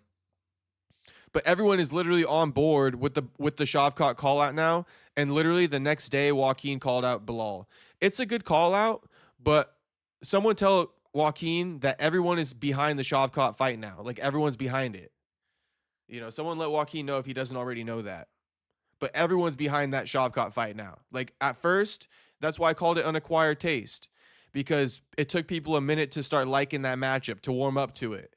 It took several fucking debates on stream for people to warm up to it. Now HT down for it. Now HT annoyed that he called out Belal. Tell him, HT. Tell him, HT. Let us know where you stand, HT. Which fight you want to see more now, HT? Buck versus Shavkat, Buck versus Belal, if you had to pick. If you had to pick, give it to me. Culture Rip, that's real talk. Oh shit, what's poppin', Ruby Z? What's up, Castro? Happy 2026. But I got a beard and a hat on right now. Does that mean it's a double negative, which makes it a positive?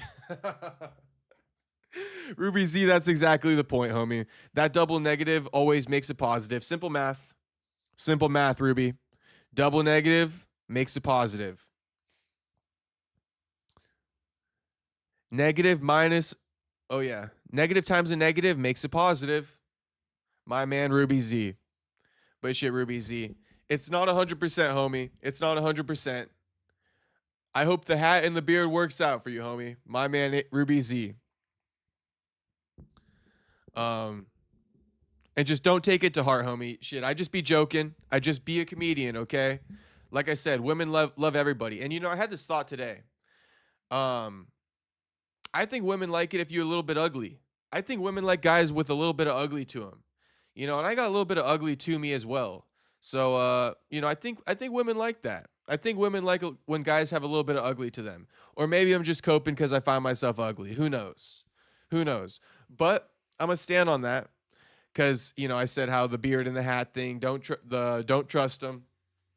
But honestly, I think women like a guy with a little bit of ugly to him. I think if a guy too handsome, it's actually unattractive to a woman. But shit, that's just a tangent. That's just a side note. Let me get back to the fucking Charles Johnson roast. Soda Pop says, yeah, he's got an awful mentality. Taking on prospects gives you an opportunity to steal all their hype.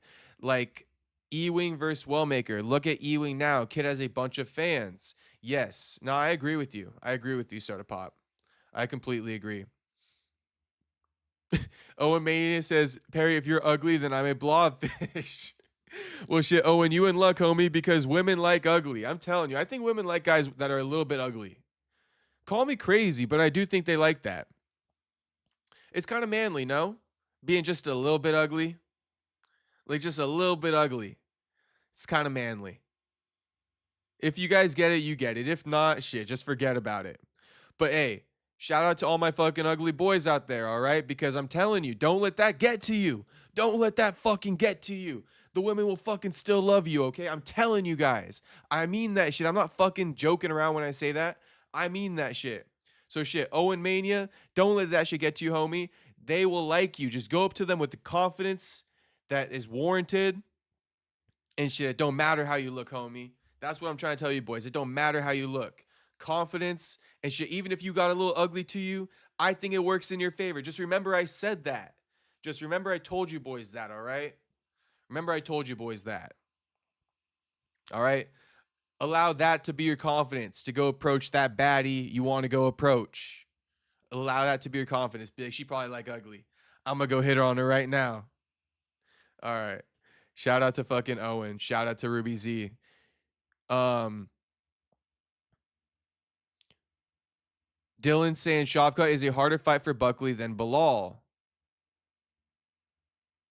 I mean, definitely Shavkat's a tougher fight for Buckley than Belal, in my opinion. Buck versus Shavkat's undefeated now. Buck versus Shavkat for his title chance, but it's a death sentence for Buckley. All right, HT. All right, HT. Then we want Buck versus Shavkat. And HT, we want you on our side when it's all said and done. When it's all said and done. When Buckley fucking kills Shavkat, shit, we want you on our side. We want you on our side. Jew saying, I'm ugly and sick today, and I had some baddies smiling at me at work. Jew, proving my point, homie. Proving my point. Hey, I saw this fucking post. I don't know where I saw it on. I don't even think I bookmarked it. But Jew, first off, Jew, have you ever clapped cheeks with a female that works at Amazon by chance? That's where you work, right? Amazon. But have you ever clapped cheeks with an Amazon worker, female? Because I saw this post today. They took a picture of the Amazon building from the outside, like the warehouse, and it was captioned saying, if your girl works here, she cheating. Like, leave her immediately. And to be honest with you, homie, let me just add this context in. There's this girl who I know, who I like went to school with, so to speak. She actually went to a different school than me, but I know her. And she works at Amazon. I see her working at Amazon. She posted on her story and shit like that. She was one of the biggest hoes in across Orange County. She was one of the biggest hoes. I'm not saying in my city. I'm saying across OC, she was one of the biggest hoes. And it just turns out she works at Amazon. And then it just turns out that I saw this post today saying, if your girl works at Amazon, she getting cracked by several dudes in there.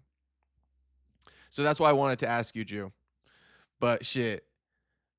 If you haven't already, then you got to go crack those baddies who are smiling at you at work, homie. They're giving you signs. Yes. Yes.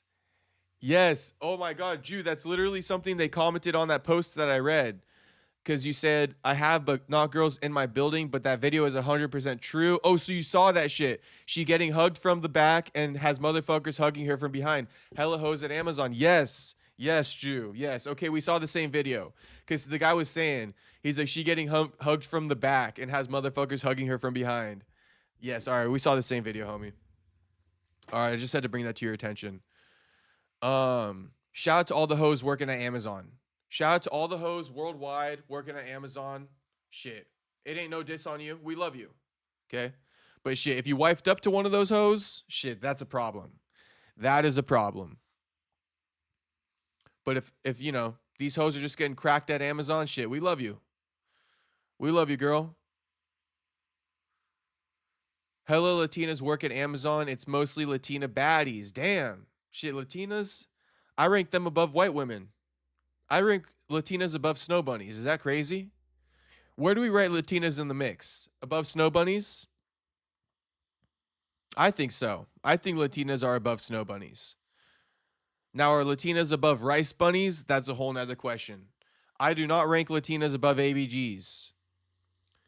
If there's, or Jew saying there's a black chick with a BBL, but that's about it. Damn, all right, shit.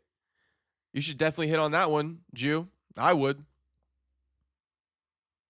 If she works at Amazon, bro, don't do it. She flirting. Damn, all right. I'm staying away from the Amazon chicks. But you should definitely just crack that shit for the one time. Jew, just crack that shit for the one time just so you can come and stream and be like, I just cracked an Amazon chick. Even though you already have, shit, do it again. Do it again for the stream, homie. Soda Pop going, here's my 327 Miami card. Okay, so Soda Pop putting together a 327 Miami card. I'm loving it. Gone versus Pereira. Okay. Yuri versus Olberg. Okay. All right. I'm with it so far. Shit. Let me say this. If Aspinall doesn't return in a timely manner, aka 327 Miami, then let's book Gone versus Pereira. I'm in full agreement. It's not crazy. Gone versus Pereira. Yuri versus Olberg. Morales versus Cortez. I'm following all these. Soda Pop, I'm following all of them. Zahabi versus Talbot. I'm still following. Although, oh, why? Because Merab's getting the immediate rematch? Okay. Merab getting the immediate rematch. So Zahabi versus Talbot works for me. Yair versus Garcia.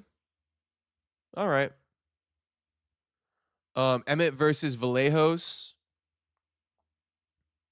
Hey, what about Garcia versus like a Lerone Murphy? Nah. Lerone Murphy 2 ahead of him. All right, yeah. Yair versus Garcia is good. You're right, Soda Pop. Yair versus Garcia is good. Emmett versus Kevin Vallejos. I like it. I like it. The new best boxer at featherweight versus the hardest hitting fucking guy at featherweight. I love it. Emmett versus Vallejos is a great fight. Reyes versus Walker. Didn't they just book Dominic Reyes? They just booked Dominic Reyes against somebody, didn't they? Oh, they did. It was Johnny Walker. My bad. Yeah, Reyes versus Walker. Burns versus Malott. Yeah, I think that fight's happening. I heard about that matchup. I think it's going to happen. And then Chris Alvidrez versus Basil Hafez. Okay. Yeah, let's run that shit up. Let's run that shit up. I'm all for it. I think those are great matchups. Great matchups across the board. Hire me, Dana, please, bro. If nobody knows, that's how I got fucking put on with Soda Pop. His card makeups, his dream fights that he was posting. I fucking kept popping up on my timeline. I'm like, dude, this guy's a genius. And here he is again, proving his genius. My man, Soda Pop. Oh, that's where we got on the Latina fucking tip, because Soda Pop said, is she Latina? A lot of Latinas work at Amazon. And then Jew said, hello, Latinas work at Amazon. And that's when I said, Latinas over snow bunnies. Okay, so Soda Pop gave his ranking.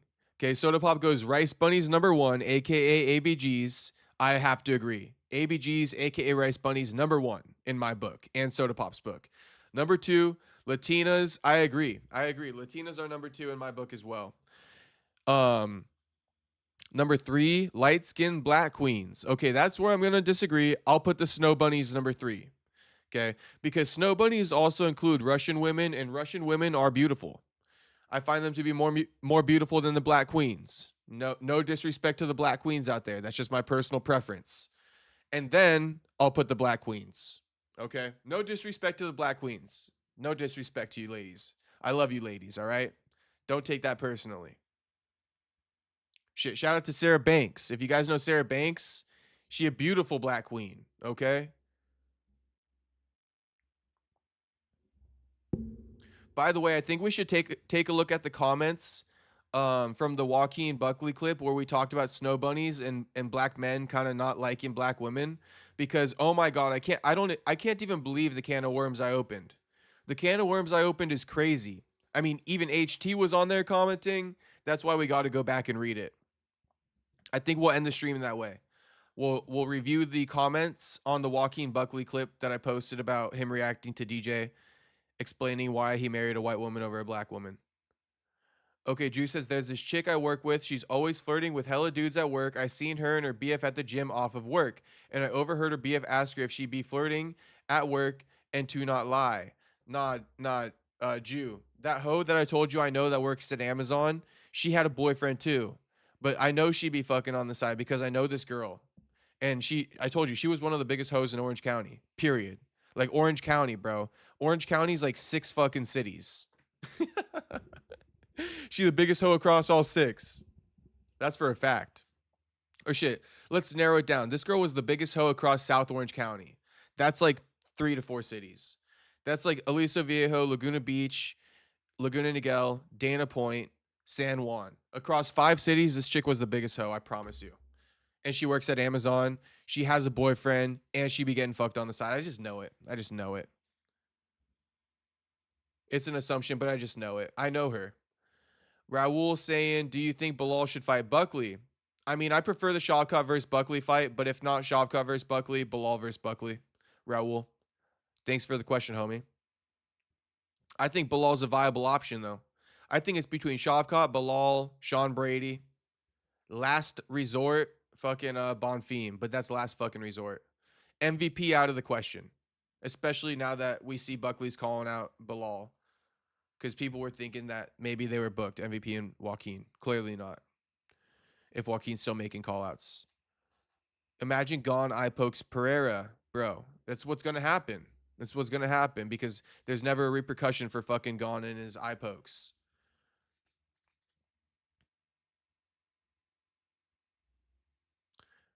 Jew saying she told him she wasn't. He told her he knew she was because that's the person she is, and that's how she builds her confidence from attention, but she kept swearing she wasn't, but she does. LOL. Bro, we know it. We know it. You know what we call a girl like that, Jew? We call that girl a pick-me girl. We call that girl a pick-me girl. These girls who just want validation from men to build their confidence, it's all a fucking selfish act. She don't even want to give it up half the time. She's just flirting with you to build her confidence. We call that a pick-me girl, Jew. One of the most dangerous women you can ever come across right there. Because you're going to think she like you. You're going to think she like you. But the second you fucking give her that cosign like you like her, shit. On to the next one for validation to build her confidence. Shit, Jew got that like super sonar hearing. Call it like whatever kind of hearing bats have. Jew got that. Completely overheard a conversation at the gym. I love it. And shout out to the boyfriend for straight calling her on her bullshit. He should dump her. She works at Amazon. I mean, it's simple, right? Simple math. Female works at Amazon, dump her. Owen says, watch if Gon eye pokes Pereira. People will be saying how tough Pereira is, even though when it was Aspinall, apparently it was Aspinall's fault. LMAO. I mean, I guess if Pereira continues, but you're saying if Pereira were to quit off an eye poke, they're going to praise Pereira and not Aspinall. Here's my thing. Because even Owen bringing up this eye poke, you know, with Gon, if it happens in the Pereira fight, this is why I keep saying Gon should be suspended and fined, bro. It should be suspended and fined. There should be escalators every time he eye pokes people now on the same basis of how failed drug tests work in the UFC. Failed drug tests, you get popped one time, suspended and fined. You get popped the second time, suspended and fined for longer. You pop a third time, it could be an indefinite suspension for life. I think that shit should happen with the eye pokes. Yeah, we can't make it a perfect system inside the octagon, right? With how we deduct points in the middle of the fights and all this stuff. But I think Cyril Gane should have been suspended and fined even before Let me make this clear. Cyril Gahn should have been suspended and fined even before he poked Tom Aspinall. That's how much he's been done it. But even after the Tom Aspinall eye poke, he should have been suspended and fined for sure that time. And there should be a history. Paperwork, you know? Paperwork. Oh, so Juice saying, the baddie that smiled at me was 20 though, bro. I'm 27. I know you're 29, but would you smash a 20-year-old? LOL. Oh, that's a tough one. That's a tough one. People are going to call me crazy.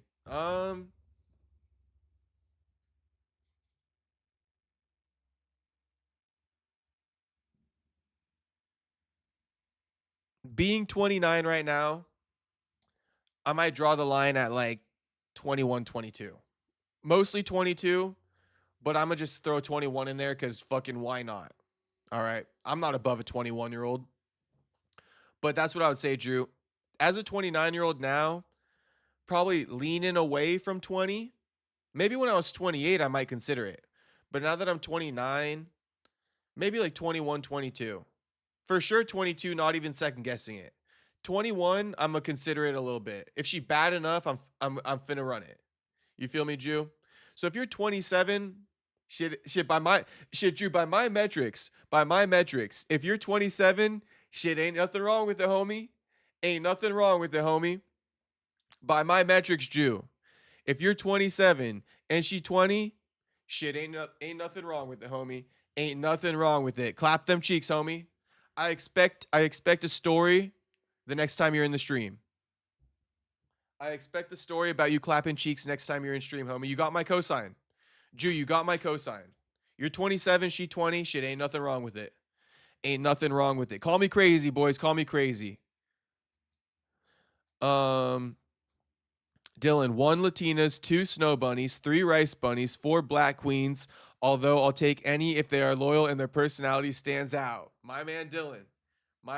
He love him some Latinas. Then snow bunnies, then rice bunnies. Damn, all right, Dylan. All right. I got you, Dylan. Shit. As you get older, Dylan, I think you're going to find more appreciation for the rice bunnies. Man, the rice bunnies are something else.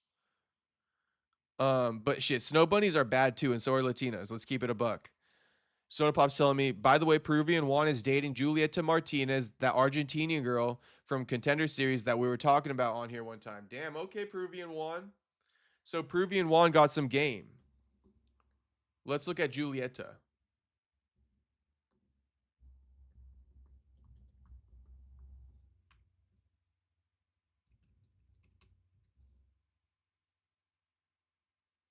It's not popping up.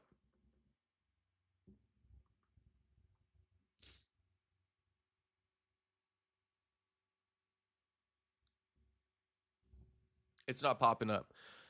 Trapper Kid, I raw dog everything to keep it 100. Shit, ain't nothing wrong with it, Trapper Kid. Raw dog or nothing.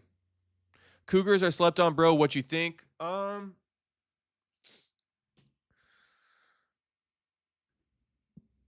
Cougars are slept on, yeah. Why you think they're slept on, Trapper? Elaborate it to me. Maybe I can give you a better take, because while Cougars are slept on, there's nothing that's going to beat, 22-year-old, 23, 24-year-old puss. Nothing ever going to beat it. All right, 25-year-old puss. Nothing ever going to beat it. Nothing ever going to beat it. Let me just be less specific and say nothing ever going to beat 20-year-old puss, right? Nothing ever going to beat 20-year-old puss. Up to 29, call it. But so yeah, Cougars are slept on, but for a good reason. I mean, there are, the 20-year-old women are just always going to be better. Always. I mean, yeah, there's some bad Cougars out there for sure. And they're more experienced and shit like that. And, that's why I want to hear what your thoughts are on it. Why you think Cougars are slept on. Because I got some thoughts too, but shit, let me know yours first. Jew says, if she calls me Unk, it's over with, LOL. She not going to call you Unk, homie. She not going to call you Unk. Ain't nothing wrong with it, Jew. Run that shit. Run that shit up, homie. Run that shit up. Lena looks like my auntie for real, says Culture Rep. Trapper Kid saying, "Do you think some of the UFC baddies are 21? A lot of them would be calling us unk." Shit. Shout out to all the UFC baddies out there. Culture Rep saying that's facts. My man Culture Rep, you already know, homie. You guys better have subscribed. I'm talking Trapper. I'm talking Culture. All right. I'm talking the other homie that was in here earlier. I don't want to scroll up, but you know who I'm talking about. Ruth or Soda Pop saying Juan is 27 and Julieta Martinez is 21. So yeah, 27 and 20 is fine. Completely fine. Completely fine. You ain't nothing wrong with it. And respect to you for being careful. Respect for you for being careful and respectful. Extra brownie points. But shit, you don't gotta be. You don't gotta be, because there ain't nothing wrong with it. I'm gonna say it one more time. Ain't nothing wrong with it, Jew. Ain't nothing wrong with it. All right, let's look at the comments on the Joaquin Buckley video that I posted. Because, yeah, like I said, I opened up a whole can of worms I didn't even know I was getting into. Like, no wonder Joaquin got nervous, bro, when I asked him this question about Demetrius Johnson explaining why he prefers white women over snow bunnies. There's a reason Joaquin got nervous. It finally makes sense to me now. Joaquin got nervous because he knew the can of worms that was going to unfold, and he knew there was no preventing it. He gave the best answer he could and backed his black queens, and he tried to even take the brunt of the blame and say it's us, not them, right? They just don't want to deal with us. But shit, this can of worms that got opened is insane. I had no idea this can of worms was going to get opened. Now I know why he was fucking nervous. He knew what was coming. So let me read you these comments. All right, we don't got too many. We got about 10 comments. But where's the replies and shit? There's some replies on these bitches. Nah, I got to pull it up on my phone. Okay, let me pull it up on my phone. Joaquin knew. He knew. Shout out to Buck. Okay, I'm gonna go from newest. Okay, wait. Before I go to the Joaquin comments, let's read Trapper Kid explaining why Cougars are underrated. Trapper Kid says Cougars usually get the last pick exactly because what you said, the youth always gonna get first dibs when really the Cougars know some tricks. Okay, so Trapper, yeah, I'm with you on that one. You know, Cougars, especially the bad Cougars, like the 30-something-year-old, 40-year-old Cougars who got the badass body to them, right? Who got the badass body to them, and they still happen to be single, right? Yeah, they know some things, and I think you could have a lot of fun with them, right? You could have quite a bit of fun with them. So I'm with you. I'm with you, Trapper Kid. I'm completely with you on that one. And let's go ahead and chalk it up and say, yes, they are underrated. They are underrated. They got a lot to offer. Cougars got a lot to offer. And to be honest with you, they got less options, right? So they're going to treat you a little bit better, right? They might have kids. They might have been divorced. They might have baggage. So again, they're going to treat you better, right? Because you, as the young strapper, as the young strapping buck, okay, you don't got all that stuff, right? So that's more attractive to them, because what is that? That's freedom to them that they don't have, right? They got a kid. They've been divorced, right? You don't got that baggage. They're going to like that even more. They're going to treat you better. Now, this 25-year-old girl, on the other hand, to contrast it, man, she got everyone and their fucking daddy hitting her up, trying to throw money at her, taking her to Disneyland, taking her to Nobu, right? Just dying to spend money on her, buying her bags. And that's what you got to compete with, going after some of these 20-year-old chicks. So, Trapper Kid, I hope you enjoyed that response from me. Yeah, Cougars are underrated. But nothing's going to ever beat that 20-year-old puss. You hear me? And not 20-year-old flat. I'm talking girls in their 20s. Culture Rep says, I would love me one, man. Shit, keep your eyes peeled, homie. They out there. They out there, and they would love you too, Culture Rep. They out there. Okay? They out there. Shit, they out there for sure, homie. You just got to keep your eyes peeled. You'll find them. You'll definitely find them. Shit. Just go to like the grocery store or something. They're usually at the grocery store. They're not at clubs. The 40-year-old bad MILFs are at the grocery store fucking in the produce section because they be eating healthy. Am I right or what? Am I right or am I right, boys? Buck was like, shit. Culture rep. You're about to hear the comments right now. I'm about to read them to you guys. Oh, it looks like there weren't comments back. Oh, yeah, there were. There were replies. Oh, it's on here too. So I could just read it off the desktop. Jew says, there's some bad Cougars, but we can't say they're going to be tighter. Definitely not, Jew. Definitely not. They definitely not going to be tighter. You know, it could feel like a Wizard's sleeve in there. It could feel like a Wizard's sleeve in there a little bit. You feel me? But that's okay. That's okay. You'll get the job done, I'm sure. I'm sure it's still tight enough to get the job done. Traberkiss says, bro, you must have had one. Shit, shout out to the Cougars worldwide, Trapper Kid. Shout out to the Cougars worldwide, homie. Shout out to all the Cougars watching. We love us some Cougars here in the chat. All right? And I wish all the boys luck. I wish all the boys luck on getting some Cougars, all right? They're out there. I'm telling you they're out there. I'm telling you they're out there. And my advice to you, if you want my advice to you, shit, play on them insecurities. Play on them insecurities. That's how you're going to get them. Okay, play on their insecurities. That's how you're going to get them. Like I said, they got baggage. They got kids. They're divorced. Okay? Play on their fucking insecurities. Jew says, I know, right? The detail in that, LOL. Jew, you know I like to be descriptive. All right, I be yelling, though. It's getting late, so I'm gonna wrap this stream up, boys. I'm going to read. Maybe the Cougars go to the gym. You never know. Of course they do, Culture Rep. The gym and the grocery store, that's the place you find the Cougars. The gym and the grocery store. Because they're prioritizing their fucking health and wellness.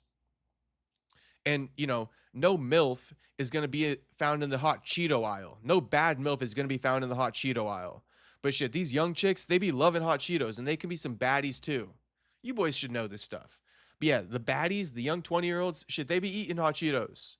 You know, a badass MILF who in her 30s and 40s, she can't be eating no hot Cheetos. They healthy. They eating healthy food. They in the gym, squatting. You boys already know the deal. Shit. The gym and the grocery store. Go find you a Cougar now. My boys, my boys. We love the Cougar talk over here. Make sure you guys all subscribe. Trapper Kid, Culture Rep, that's the last time I'm going to say it. Make sure you boys all subscribe. W Stream, I could go for some hot Cheetos. Hot Cheetos are fire, I'm not going to lie. But shit, them hot Cheeto fingers are kind of crazy. That's why I don't really like a chick who be eating hot Cheetos, because them fingers are crazy. I know hot Cheeto fingers, and shit, you can't be touching me for like 24 hours after you eat a bag of hot Cheetos. Because your fingers are red and shit like that. Like, no thank you. I'm going to avoid a hot Cheeto baddie. Dylan saying, I'm on the Cougar because they are better golden retrievers. They could be. They could be. But that's a discussion for another day.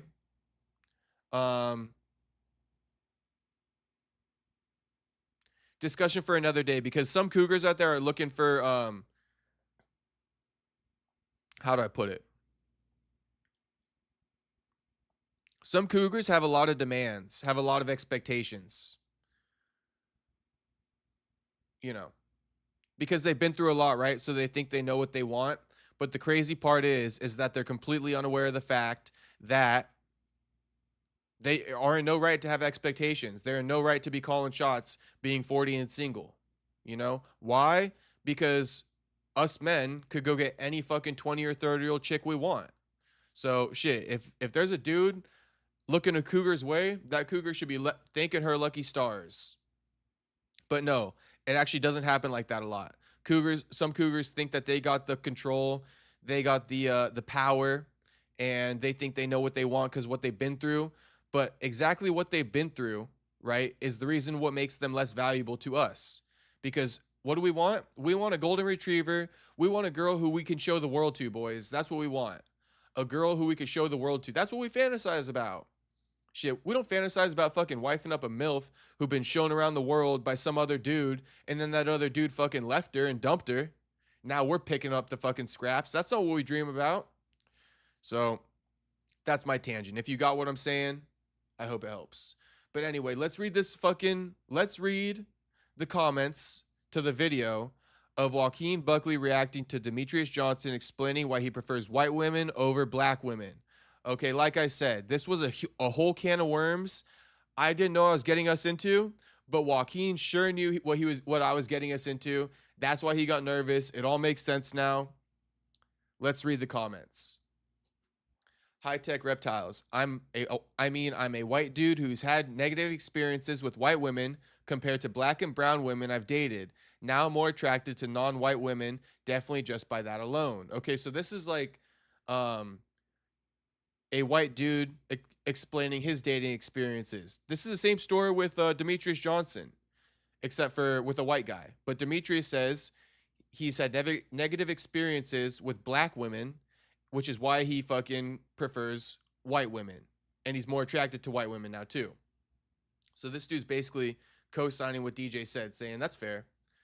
HT says DJ is capping about being bullied by black girls. He speaks and sounds like the type of black guy that's not attracted to black girls. I wouldn't be surprised if he was disgusted being black as a teenager, then later accepts himself as he matured. So this is what I'm saying, where like these comments, shout out to HT, but this fucking comment section just went down the craziest rabbit hole off of me asking Joaquin this question.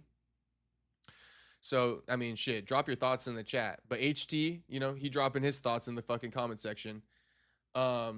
Aaron saying black women get angry when the wind changes direction. So there's more to the story, okay? This is what DJ might have been referring to. Another comment. I don't understand why DJ can't just be honest and say he's not attracted to black women. So this person calling cap on the whole, I was bullied by black chicks.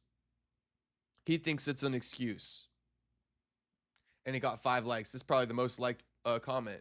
And then someone responded saying, might be more about cultural attraction than physical. Someone else commented, wouldn't you be attracted to a type of woman if every woman you've met of that type brings conflict into your life? I'm going to read that again. Wouldn't you be attracted to a type of woman if every woman you've met of that type, aka black, brings conflict into your life? So this dude's saying, black chicks tend to bring conflict into your life. Another dude saying black chicks get angry when the wind changes. I don't got no experience with black women for the record, so I'm just reading this shit. And then AZQ saying DJ isn't a hood rat stereotype and he's a manlet, so black gals would never like him. I mean, I get what he's saying here. You know, black chicks might like the gangsters, right? The gangstas. And if you're not that, then you kind of do open yourself up to being like considered maybe beta male. Someone else comments, yes, it is a thing. They see a man who either isn't abusively masculine or they are threatened by because of their own insecurities and they try to cut him down. So again, apparently black chicks like a guy who's abusively masculine. Kind of crazy. I think that's what homie's saying here. Because if the guy isn't abusively masculine, then they are threatened because of their own insecurities, and they try to cut him down. Interesting. Interesting. And then America First just saying, my man Brandon asking the real questions, absolutely no filter. So shout out to America First. Trapper saying I'm subbed up. Culture saying, and shout out to Trapper for subbing, my man. We live every night, so you got your new entertainment source right here. And we're getting more interviews in 2026. But if you haven't seen the Joaquin Buckley interview, Trapper Kid, I mean, go watch the whole hour, 40-minute interview. It's on the channel. This is a clip from the interview. Culture Rep saying they be tearing them mugs up, the young chicks. Should we be tearing them up? We be tearing up them young chicks, for sure. We be tearing up them young chicks. Not too young, though.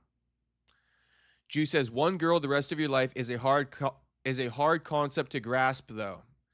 Yeah, bro. Yeah, it is a tough concept, Jew. It is a tough concept. It's a tough concept. And, you know, although I'm like a Christian man, right? I believe in God and the Bible. It's like, it's tough because the Bible is what tells us to only have one woman, right? Hear me out on this one. The Bible is what tells us to only have one woman. But the Bible was written before all the temptation that we have today. And what's the temptation I'm talking about? Mostly social media, bro. Mostly that explore page. That explore page is the death of all of us. I already know it. At least me. At least fucking me. So, with that being said, yeah, the Bible says, oh, you shouldn't be cheating on your woman. It's bad. But I mean, think about today's day and age. If you were to write the Bible in today's day and age, one woman for the rest of your life with all the temptation out there, it's difficult. It's difficult for sure. And here's the other thing I'll say. Here's what I'll say. I don't want to get too controversial, but shit, I'm about to get controversial. Guys, this is the difference between men and women, in my opinion. Men can choose to love a woman, right? Men can choose to love a woman, and they will stand by her, and they're good with her. But they want to fucking crack on the side a little bit, you feel me? But they can still come back to the woman that they love. Do you guys feel me on that? So the negative connotation for men, getting with other chicks while being in a relationship, I think that a lot of women or society fails to realize that a lot of men will lock in with one chick and they will love that one chick. But shit, they can still go get some puss on the side and still love the chick that they love. You feel me? People think that that's impossible. I don't think it's impossible. I don't think it's impossible. Now, can a girl do that? Shit, I ain't a girl, but I don't think they could do that. I don't think they could do that. I don't think they can do that. So, I mean, I think men should be able to. Women, I don't think they're wired the same as us. But that's just my take. That's just my take. There's so much to that conversation though, because once you have kids with that woman, you want to live your life almost like for your kids' respect in a way. So like, having kids with a woman, how much do you really want to like be bringing other chicks around or having your kids know that you're like sleeping around with other women, potentially hurting your mom's feelings, right? So that's a whole topic, but I mean, hopefully you guys enjoyed that little riff I just had on that one. Trapper Kid agrees. Yeah. I think a lot of men can love the woman that they're with, choose to spend the rest of their life with them, and have some cheeks on the side that they be clapping. And they don't get emotionally attached, right? I mean, we all know it. The second we fucking discharge, the second we bust, shit, it's over with. That shit's over with. So that's what I got to say about that. Trapper Kid saying he'll check out the Buckley interview. Yeah, check it out, homie. Check it out. It's this one right here.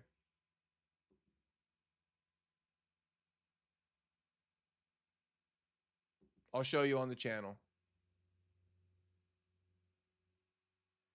Juice says, it's a shame the Bible don't say we can crack on the side. I know. It's a damn shame. It's a damn shame. Soda Pop says, I don't know. I find it hypocritical. That's fine. That's fine. Not everybody's going to agree with that. But if you, okay, so talking about finding it hypocritical, Soda Pop, if you want my explanation, why I think that women, right, it's different for women. It's because, bro, men do the dominating, bro. Men do the dominating. Like, your girl cannot go get dominated by another dude and come back to you feeling the same. It just can't happen. There's the masculinity aspect of relationships. And if another dude masculinely bangs your chick better than you, I mean, she's going to be fantasizing about that shit. She finna be fantasizing about that shit. She finna fall in love with him. I don't think they got the same thick skin where they can just go get dominated by another dude and then fucking come back to you and still be your chick. Now us, we could do the dominating. We go dominate, clap them motherfucking cheeks. We come home. We didn't just get dominated by this chick like what would happen if we send our chick out there. You feel me? But yeah, this is the full interview. Okay, Trapper saying I've only seen clips is why I haven't seen this yet. Shout out to you, homie. Tap into the full interview. The clips work too, though. I posted like 16 clips. So if you watch every clip, you pretty much watched the entire interview. In fact, you did watch the entire interview. Culture Rep saying he never experienced black chicks, so he doesn't know. Shit, I never had a black chick either. I have no clue.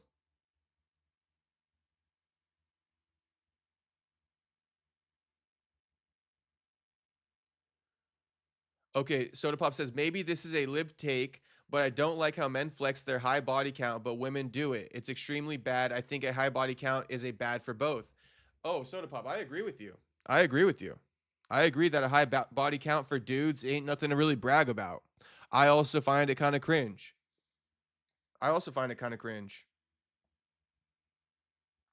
You're not wrong on that one, Soda Pop.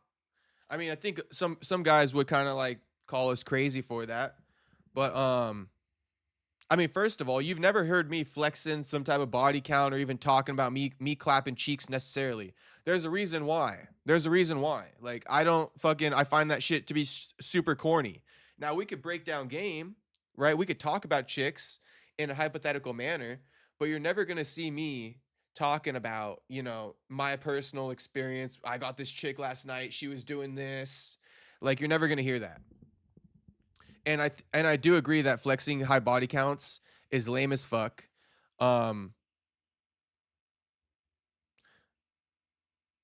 yeah, I think it's lame. I mean, when women have a high body count, it's terrible. But I think it's also kind of lame when dudes flex a high body count because it's low frequency. It just kind of shows that, like, you're giving it up a lot very quickly. So I think men should definitely have experience, though.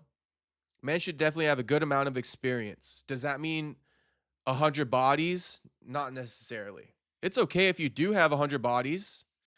I'm gonna judge you. We're all different.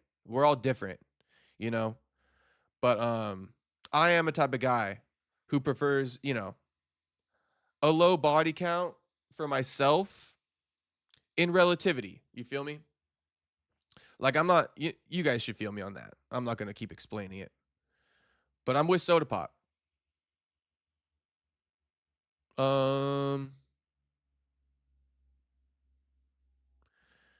Juice telling me, I don't know, there's this married woman who sent me 20 nudes yesterday and she wants me to pipe bad. No, you're all good. Jew. We talking. It ain't nothing bad. Jew, don't even fucking apologize, please. So Jew saying, I don't know, there's a married woman who sent me 20 nudes yesterday and she wants me to pipe bad. I think you should do it, Jew. I think you should do it, homie. I think you should do it. If she bad, if you attracted to her, you should definitely do it. Are you attracted to her? Soda Pop says, like, Clavicular flexes his body count all the time, but then calls women a bunch of names for high body count. That's one of the things I don't like about Clav. No, I agree. Soda Pop. I agree with you. No kiss and tell. Trapper Kid, exactly. No kissing and telling. At least for me. And then Juice saying, I didn't say that to flex. My bad. LOL. I said to piggyback off the point you made of women not being capable of cheating and going back to their men. Nah, Jew, like I said, don't even apologize, homie. Don't even apologize. You said nothing wrong. And it's fine if you guys are doing it in the chat, you feel me? I think it's actually worse for me to be like bragging to a certain extent as the person on stream. But you boys in the chat right now, shit, it ain't no big deal. You guys could tell me more details. You could brag in the chat, no worries.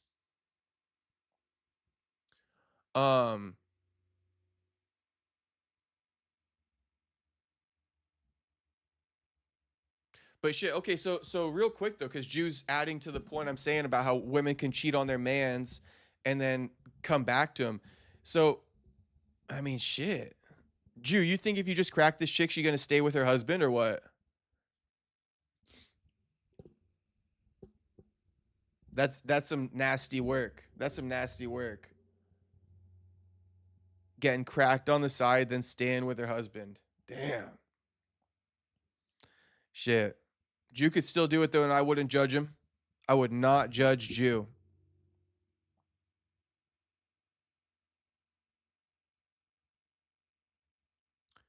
Soda Pop, but you'll see what I mean about him. No, I know what you mean about Clavicular. I know exactly what you mean about him. I've seen enough clips. The way you explained it made perfect sense, Soda Pop.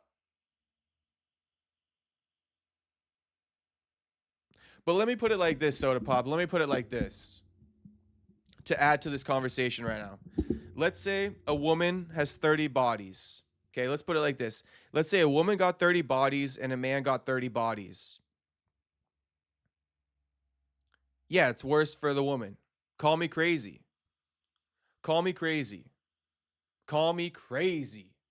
Okay, But if a woman got 30 bodies and a dude got 30 bodies, it's worse for the woman. So like she does deserve to get shit talked on. You're not as bad for fucking 30 chicks as a woman is for getting fucked 30 times. Does that make sense to you guys? You're not as bad for fucking 30 chicks as the woman who got fucked 30 times. Call me crazy. I want to hear it. This is an open discussion. I'm open to hearing your guys' takes on it. But like let's say a chick fucked 10 guys, right? And you fuck 30 girls. Then no big deal. No big deal. Like you shouldn't shame her for having 10 bodies. Like it's just 10.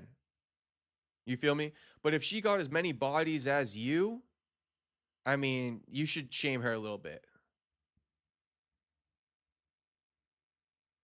But again, but let me add this in too. But if you're clavicular and you be fucking all the time and your body counts like over 100 type shit, then shit, what the fuck you bitching about? What the fuck you bitching about? And if you're gonna bitch, then at least don't brag about your body count. And that's how I'll end that topic. If you're gonna bitch, then at least don't brag about your body count. Because then you look like a hypocrite, and I'm not gonna blame Soda Pop for calling you out for it. Okay, so Drew's saying, I think she would go back to her mans, but I don't know. I'm iffy about it because it is shiesty of me to go through with it. Yeah, I mean, shit, she already sending you nudes, homie. She already fucking basically mentally checked out of the relationship. You cracking her ain't gonna make it any different. She already sending you nudes. So,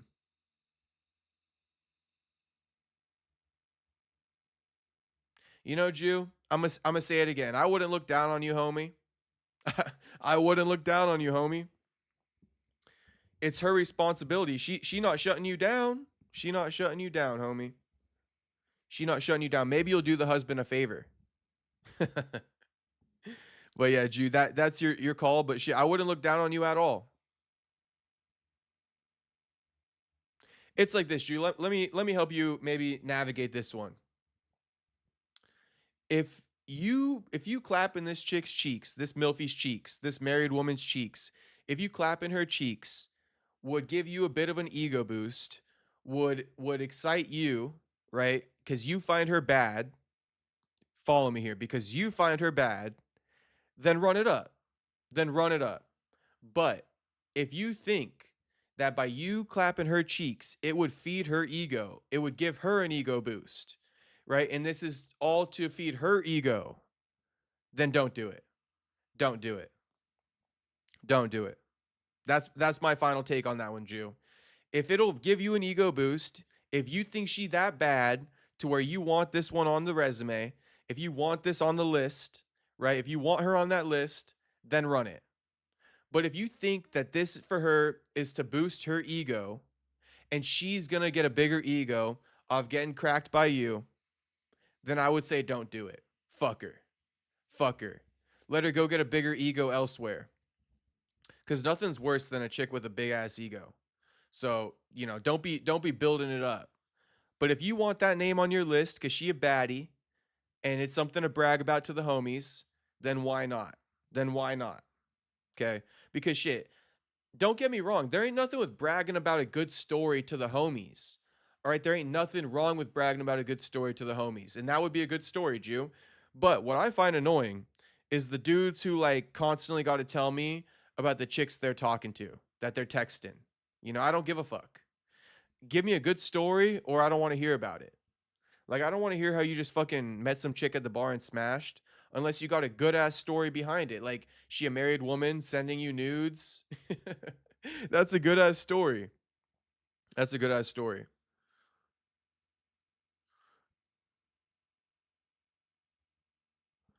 Unbroken, what's poppin', Unbroken? I'm fairly liberal with people's relationships, but Adam22 is a genuine cuck. He is. Adam22 is a genuine cuck. Perhaps a STD test first. Yeah, run up that STD test always.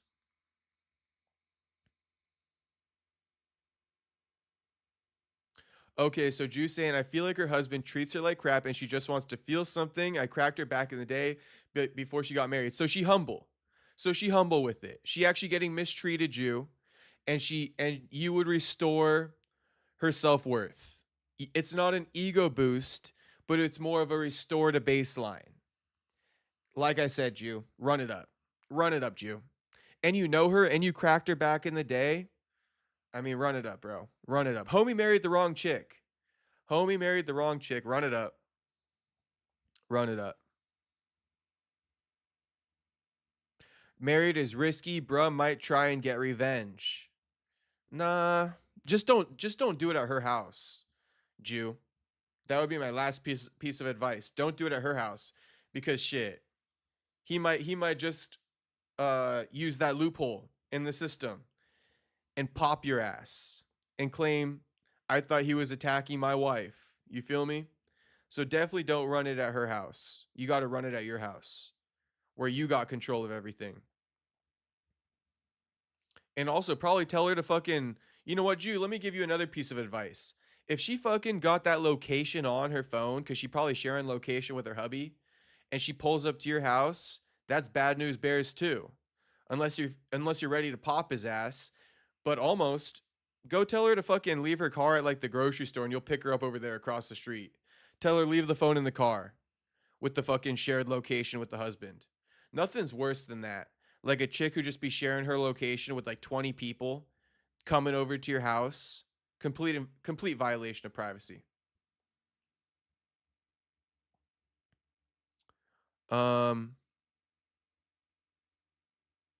Trapper Kid says, oh, that's easy money. Then, yeah, I think it's easy money. I think she gonna come to Jew. Unbroken. Happy New Year, Slat Gang. Don't forget my birthday, January 18th. You will quizzed in the future. Shit, January 18th. I'm gonna write that down real quick.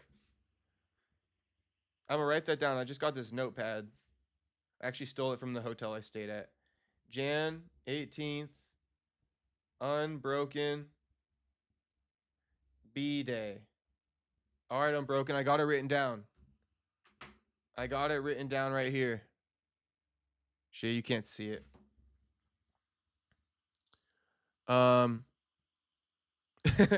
Jugo's just do it in the van down by the river. I think that's a good idea.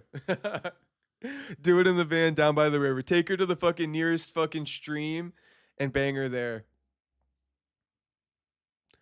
Shout out to Unbroken. I got you, homie. We not forgetting your birthday, January 18th. We not forgetting.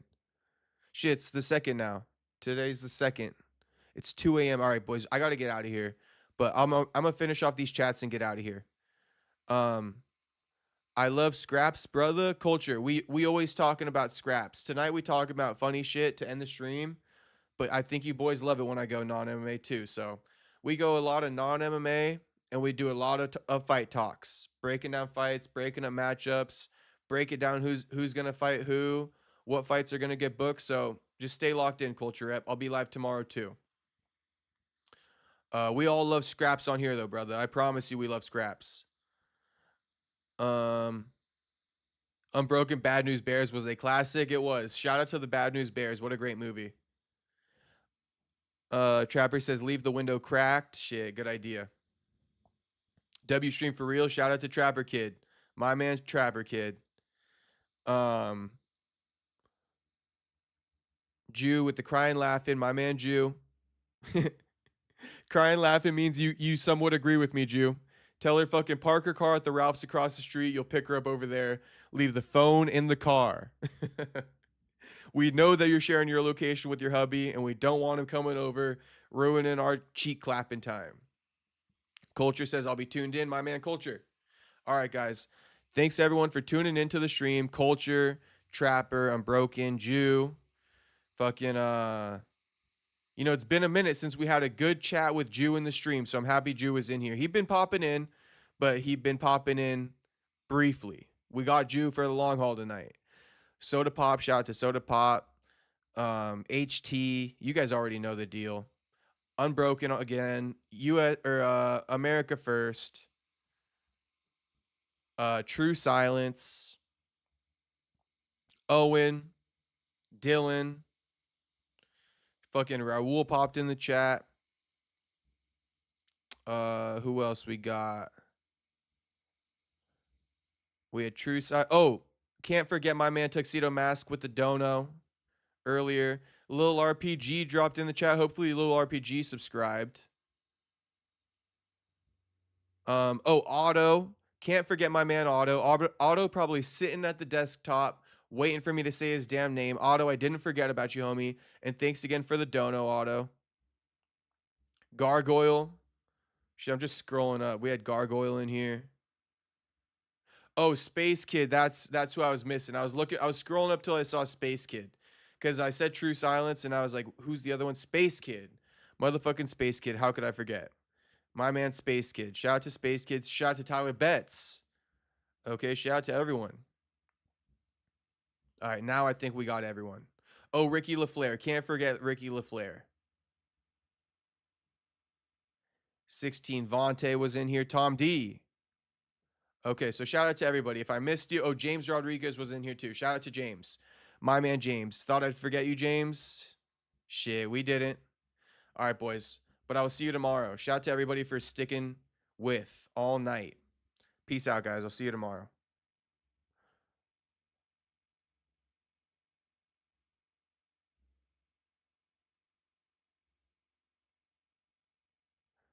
Oh, and Unbroken saying, Perry, was that your brother or your mom's brother that said he was having drug problems? That was that's my stepbrother. Unbroken. That's my stepbrother. Yeah, my stepbrother, he got some issues, but you know, he working to get clean and all that stuff, but he be, you know, getting clean, then kind of like relapsing. So prayers up for my brother, my stepbrother. We wish him the best. And you know, he's going to be all right. He's going to be all right. But shout out to everybody for watching once again. Peace out, guys.